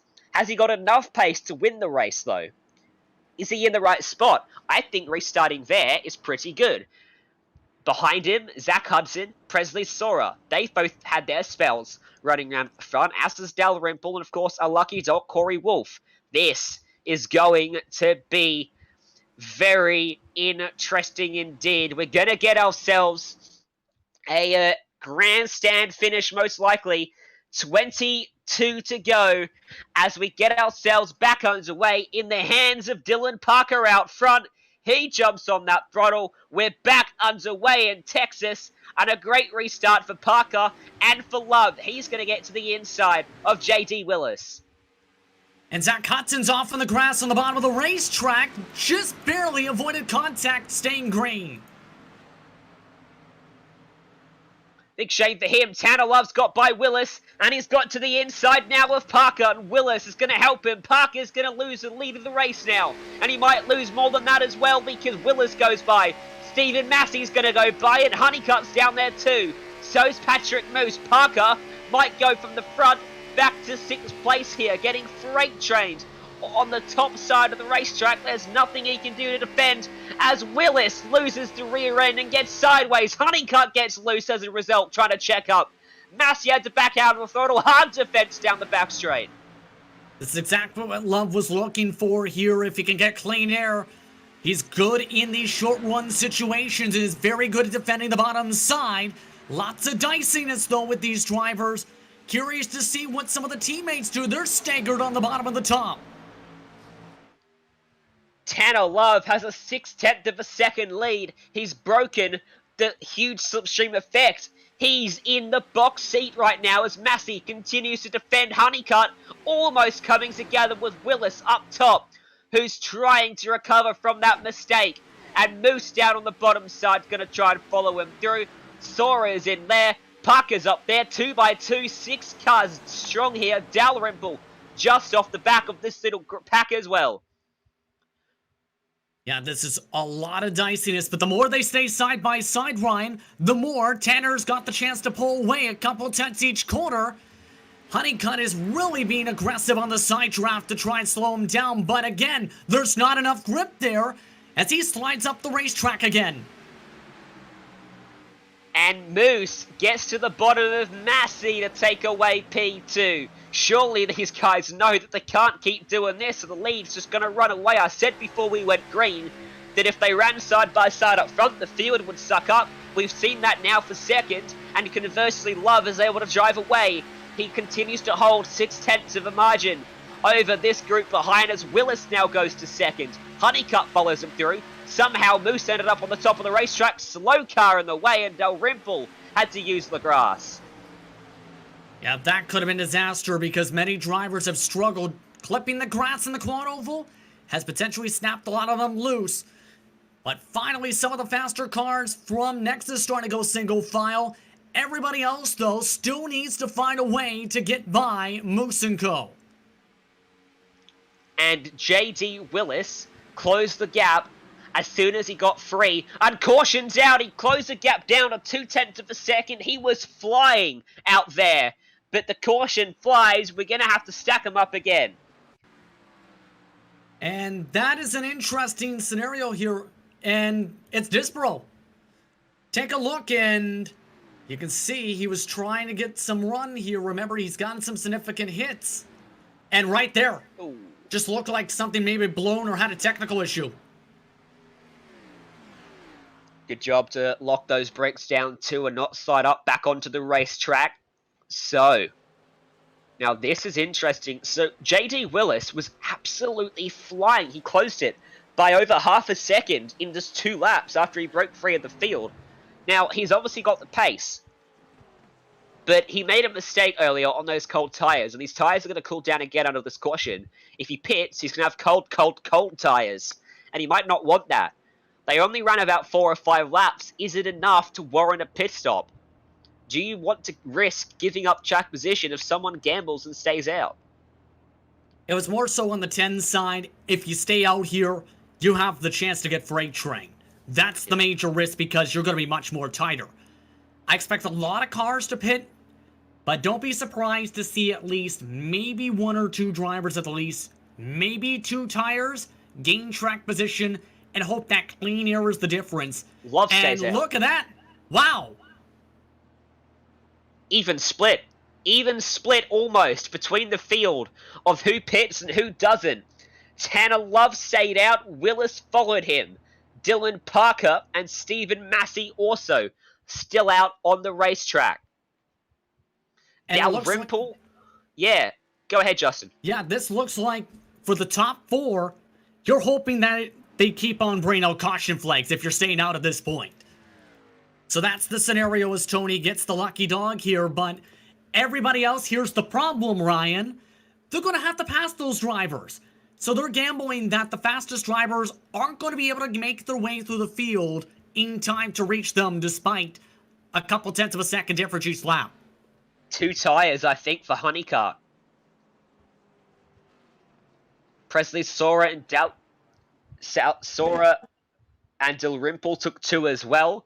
So Patrick Moose with 4, Corey Wolf, Jake Hickson, and Josh Micklemore with 4 tyres. Remember those guys that took a wave around last caution? Now they're back on even terms. That's why you take the wave around. That's why, Ryan, because the trends have always said in these types of races, it's not going to go green. When there's 24 laps to go, knowing drivers can make it on fuel when the short run's important, someone's going to end up having something happen potentially. Now, it's going to come down to short run speed, and I'm curious to see how the 2 tires are going to work out here for Honeycutt as well as Sora. And I wouldn't be surprised if they made a suspension adjustment to be able to try and balance the handling of the car for this run.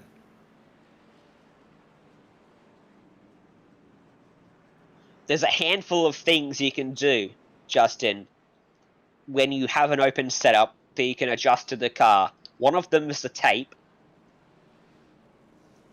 That's about as far as my setup knowledge goes. I'm a fixed driver, I am, Justin. Well, a lot of the setup also you can do on the race car when you think about this, Ryan, too, is spring perch adjustments, or spring perch offset specifically. There's different combinations which can, say, put more downforce in the car. Basically make the back end squirm down. Bring the rear end more up into the air. Also affect the handling. That's where a lot of, say, the even splits here and there on different sides can come in. There's a whole bunch of combinations for how you set up the race car in those pit stop adjustments, which may be the difference in a lot of cases between winning and losing. I know there's a lot of teams that have their crew chiefs help them with those adjustments, others that take notes and know what adjustments have worked based on their testing in other competition as well across the iRacing service. So that's where that sometimes comes into play, and having someone help you also comes into play.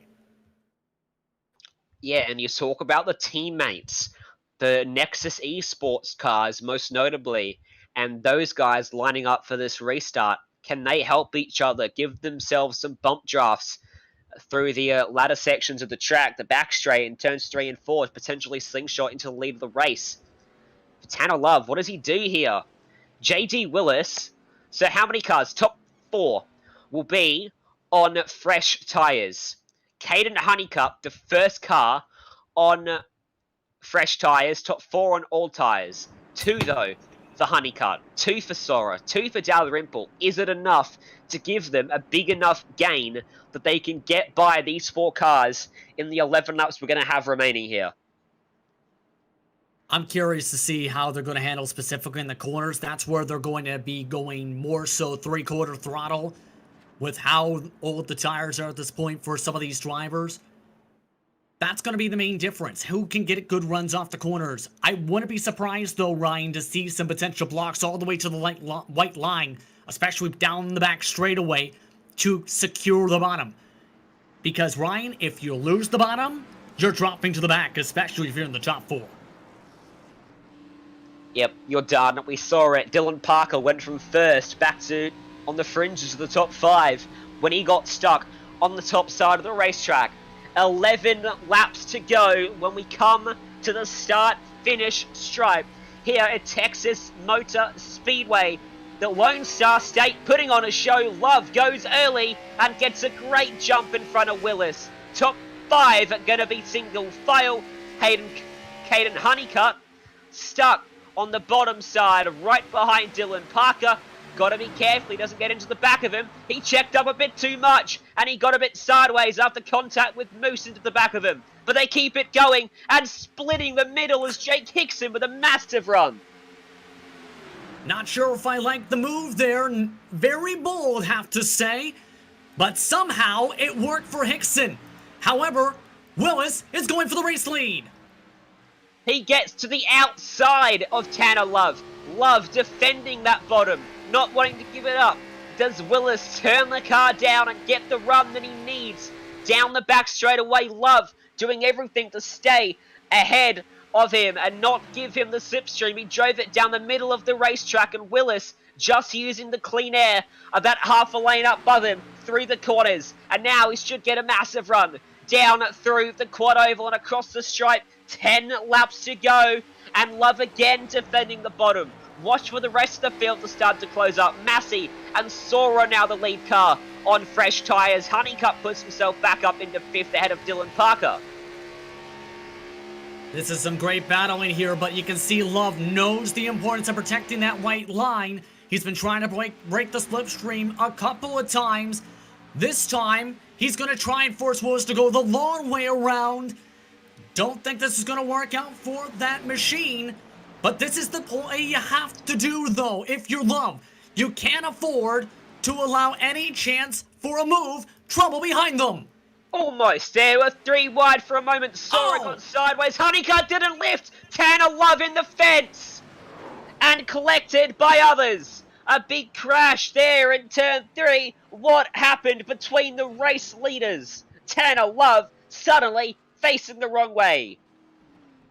And Willis, my goodness, what a cut to the bottom of the racetrack, all the way underneath the apron. That's what caused that there, Ryan, where I think he was expecting space from Tanner Love. As you'll see here on the Modem Simulation replay, he didn't give that space.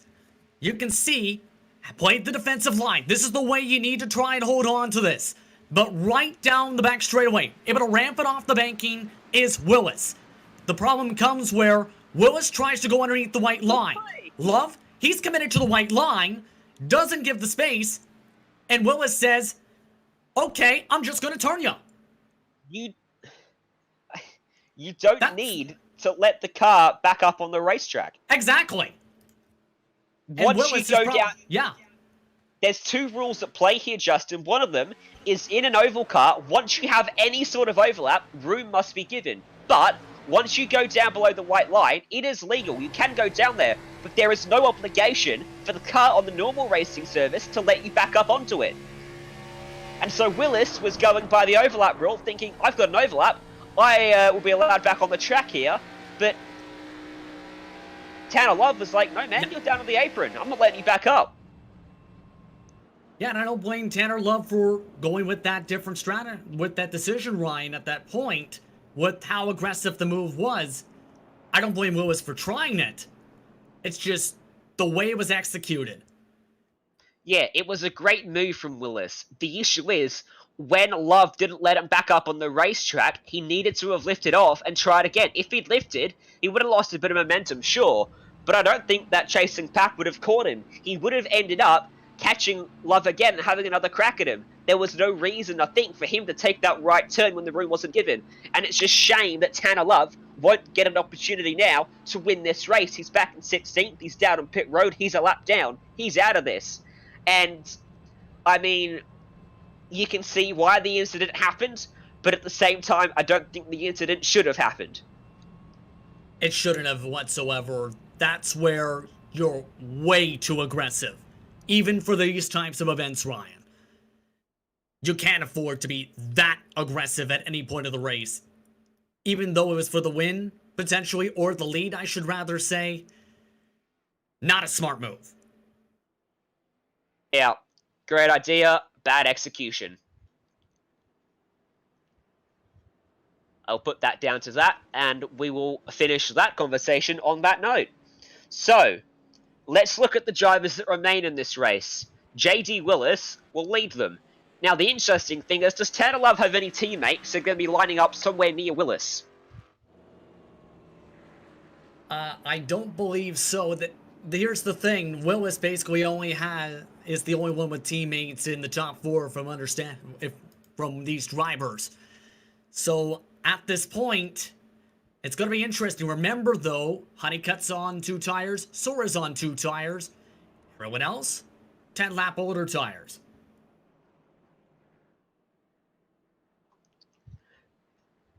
Presley Sora and Caden Honeycutt may be the guys in the box seat here, because they're going to have the slipstream, and they've got those 2 fresh tires. Jake Hickson is aggressive. We saw that with that move, and Sora got loose. and then they almost wrecked down the back straightaway behind the leaders, and then the leaders themselves directed to 3.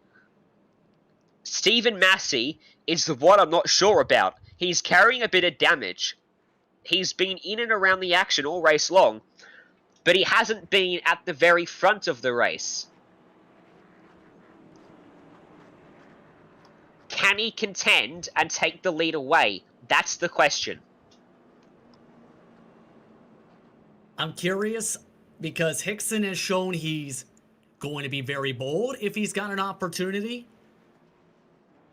But I don't know about the speed from what we've seen so far. He's going to need a good run, Hickson, from the 3rd row to get a pass done. Everyone else, it might come down to 1, maybe 2 chances to try and make a pass on Willis for this win.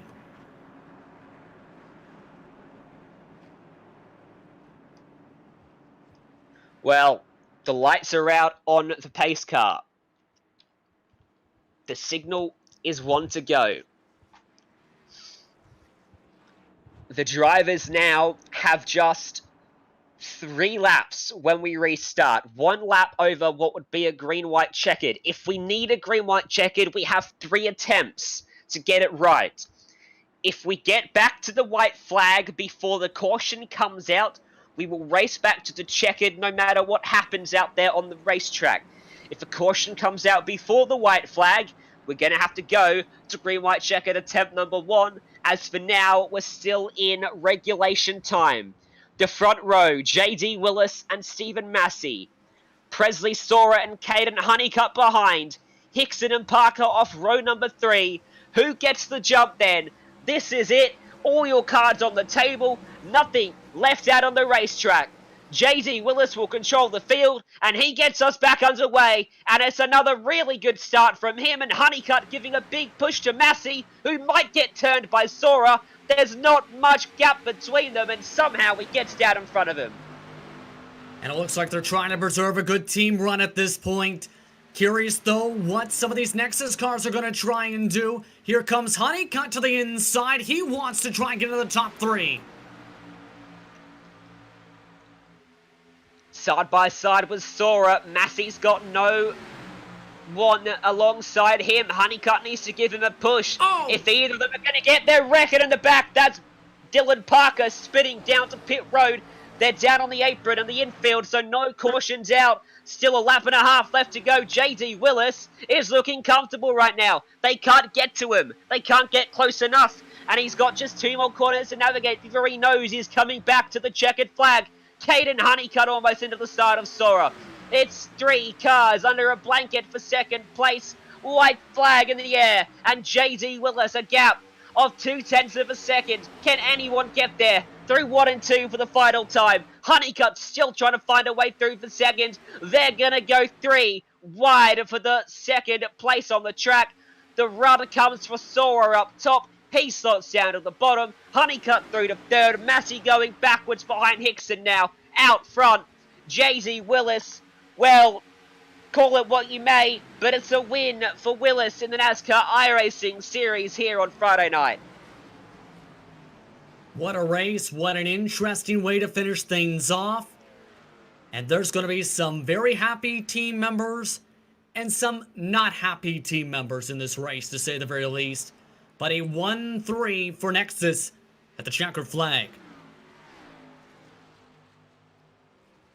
And I think there will be some tempers flared post-race amongst drivers on the situation and the way that Willis got himself into the lead of the race and ultimately the position that won him the race off of that restart. But either way, J.D. Willis will be marked in the history books as the winner in Texas on Friday night in the NASCAR iRacing Series, and that's something that won't be taken away from him no matter what happens in the coming week. As I suspect there might be some fallout between himself and Love, but regardless, we can look at the race results then. And look at how the whole field finished up. In the end, the fastest lap went to Josh Mickelmore on the final lap of the race as he came home at the back of the top 10. J.D. Willis, margin of victory in the end. Justin, it was a tenth of a second from Presley Sora. Caden Honeycutt coming home in third ahead of Jake Hickson and Stephen Massey. Eduardo Oliveira in sixth. Nick Olsen and Corey Wolf made it 8 cars. Make it 9 cars, covered by a second with Dal Rimple back there in ninth. And Josh Mickelmore rounded out the top 10. Crazy race as Tony Monti comes home in 11th position, Zach Hudson in 12th. Last drivers on the lead lap were involved in the crash in the grass. Patrick Moose, Dylan Parker finished 13th and 14th. Will Norton in 15th. Tanner Love, after being in contention for the win, ends up finishing 16th instead. Dustin Johnson finishes 17th, 2 laps down. Justin Levine 18th. Adam Jellison in 19th. Michael Jeans rounds out the top 20.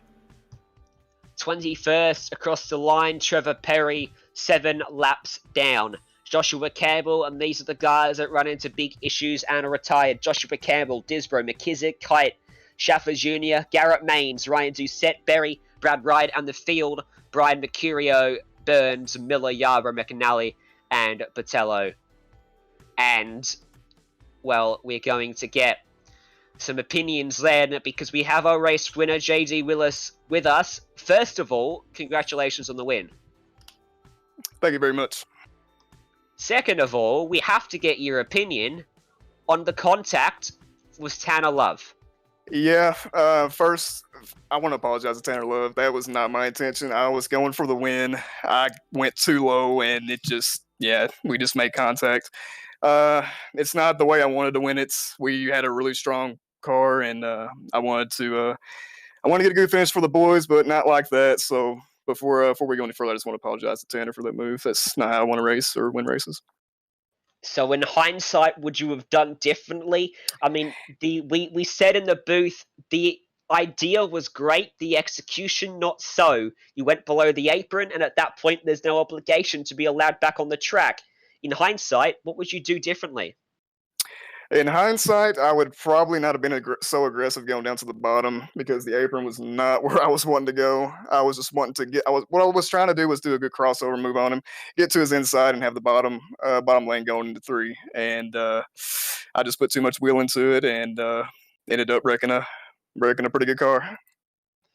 Well, it's a shame that the contact ended that way. Nonetheless, you did get the win today, which is the result you would have been looking for coming in.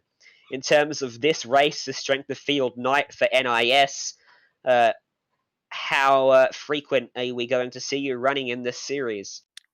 I plan on to run every week. Last few weeks been kind of stressful because of the virus and everything, so it's been kind of time schedule's been kind of different here in the last few weeks. But I plan to run every week. And that was actually my first NIS win since 2017, and very, very happy about today's win and bringing it home for Nexus Esports. Yeah, congratulations on that. Before we let you go, if you're going to run it every week, you're going to have a talk to Tanner Love, because obviously there might be some retribution headed your way, regardless of opinions on whether the incident was or wasn't whose fault. Yes, I definitely do plan to talk to Tanner. I don't expect him to accept my apology anytime soon, because I would have been very mad in that situation if that was me. And me and Tanner will definitely be having a talk, and hopefully we can have a good mutual talk, and hopefully we can leave the conversation with some kind of understanding. But like I said, I'll definitely be talking to Tanner sometime this week. Well, thank you for the honesty and the opinion on the incident. We do appreciate that. And before we let you go, now's your time to shed the spotlight on the sponsors and the people that get it done for you. Yes, sir. I'd like to thank Zach Hudson, everybody at Nexus Esports, Robert Miller, Seth Noel, pretty much everybody running the Nexus Esports logo, man. We're a good bunch. We love running these races, and it's especially fulfilling when we bring sets like this to the track. And hopefully we can bring another good set to next week's race, and hopefully we continue this win streak. Well, congratulations, and we will talk to you next time you perform well on the race, hopefully, and not too distant future. Congratulations. Thank you, Ryan. It's a pleasure. That was your race winner, J.D. Willis. And now standing by with Justin Prince is our Caden Honeycutt, who finished today in third. Yes, indeed. Caden Honeycutt, first off, A 1-3 team performance in the top 3 positions, a 1-3-5 when you include Stephen Massey. First off, talk about the team performance. A heck of a run for your whole organization, despite the finishing order, the way things shaped out. Yeah, we just have a really strong card this week at Texas, and I cannot thank Robert Miller, Seth, and Zach, and everyone at Nexus Esports for such a great piece. Man, we were just on rails. Like we've never had a set probably this good in a while, other than the other week at RTP. But with a minute and 10 seconds of optional, I mean, I was still third after I got wrecked. An unfortunate netcode that was pretty bad. That involved some of my teammate Brandon McKissick, who actually probably wish I would have won the race after he got an unfortunate mishap with 2 lap cars. But man, we just had a really strong run overall. Everyone, even despite our damage, our teammate JD Willis won. That's his first NIS win in almost 3 years. So I'm really proud of him for sticking with it and being patient. And I know he had a little bit of tough time getting through there. So just a great race, and just wish we didn't get so much damage. I probably could have maybe won again.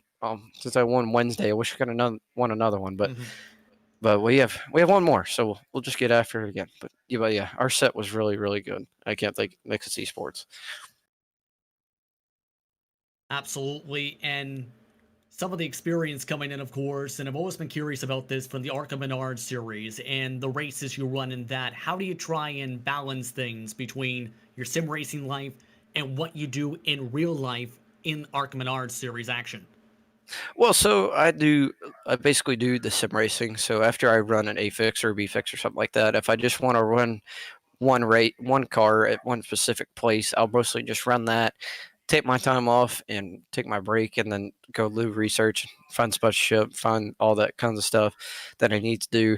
And then sometimes when I don't end up racing at all throughout the whole day, I just mostly just go out and just work on my race cars.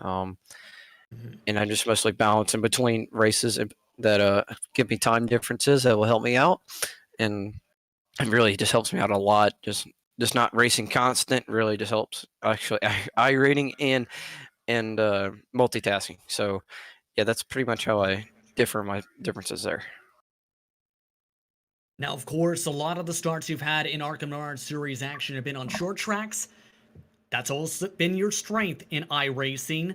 Bristol is next. It just so happens to be a short track. How's the preparation first off going for your team for Bristol, and how do you feel about going to that racetrack? Since we ran back in the wintertime when we went back in Bristol, me and Wenzel worked pretty good on a set that we felt like was really fast, and we were actually one of the fastest ones that week. So we're really looking forward to Bristol again this week. We're actually probably going to go test tomorrow or whenever we can, and we'll get a set that's set on kill. James is probably one of the best setup guys on Bristol, and I can't wait to get back there. And Bristol's just basically one of my favorite racetracks at Richmond and Martinsville. Yeah, just being a short track guy, I just can't wait to go to Bristol. And we'll just have to see how the dynamic tracks and all that kind of stuff kind of works. And hopefully the bottom can kind of kick in instead of a one-gear racetrack. So, yeah, we'll just have to see what that happens, and we'll build a good set for it. Anyone you want to thank before we let you go? Thank you, Nexus Esports, Zach Hudson, Robert Miller, Seth Noel, and everyone that just worked so hard on the set this week and throughout our season, and throughout ever since I joined Nexus Esports. It's been really been an honor and a pleasure to work with all smart people and really fast people that just know what they're doing. And also thank you to Raceface Brand Awareness, Friends of Jacqueline Foundation that I run on my Road to Pro scheme. Give them a shout out. Go follow them on Facebook and Instagram and Twitter. It's for kids that have pediatric cancer, and they have it rougher than we do, and we just need to give them as much attention as possible. And yeah, just thank you guys also for doing a broadcast. I actually didn't know that y'all had a broadcast till we ran Phoenix, so thank you guys for doing that, and hopefully we'll see y'all again at Bristol. Thank you very much for the time, and we'll see you on the track in one way or another. Yeah, we'll see you again. I'll see you again, Justin. Hopefully on the racetrack again. Have to wait and see. Getting Honeycutt coming home third tonight. And what was a strong performance for the whole team, Ryan? Yep, very good result for him and a very good result for Nexus Esports in general. And the race was interesting. We had a bit of everything, didn't we? We had strategy, we had green flag runs, we had cautions, and wouldn't it be NASCAR, that controversy, would it? Yeah, absolute controversy towards the end, and I don't blame some of the emotions coming up there, but at the same time, you have to take the time to think and potentially reflect back on things. From what I'm expecting, there is the chances of repercussions going all the way to Bristol because there's a lot of bumping and banging at Bristol Motor Speedway with the way it can be difficult to pass there. It's just going to be the matter, though, to Ryan, of seeing which team is most prepared to battle for 250 laps. For tonight, though, that will conclude us a thrilling edition to the NASCAR iRacing Series of Round 7 at Texas Motor Speedway. Next week, we go short track racing. We're going to Bristol, to the Coliseum in America. And that will come off the back of the NASCAR Coca-Cola iRacing Series on Tuesday night as well. So we should see a very strong field on Friday night for that. For SimSpeed TV, we've got plenty of broadcasts coming up this week as well. Make sure you subscribe and like the iRacing Esports Network to not miss a minute of the action from every broadcaster on the network. Go and subscribe to SimSpeed as well on YouTube so you don't miss a minute from us. You can find us all on Facebook as well, both channels and commentators alike. Make sure you chuck us a like to help support us. But from all of us up here in the booth, been an absolute pleasure calling this race for you. My name's Ryan Jones. I had Justin Prince alongside me and Jay Kennedy helping us out on comms at the start and behind the scenes for the rest of the race. Thank you for tuning in. And until next time, race hard, race clean, and we'll see you on the track.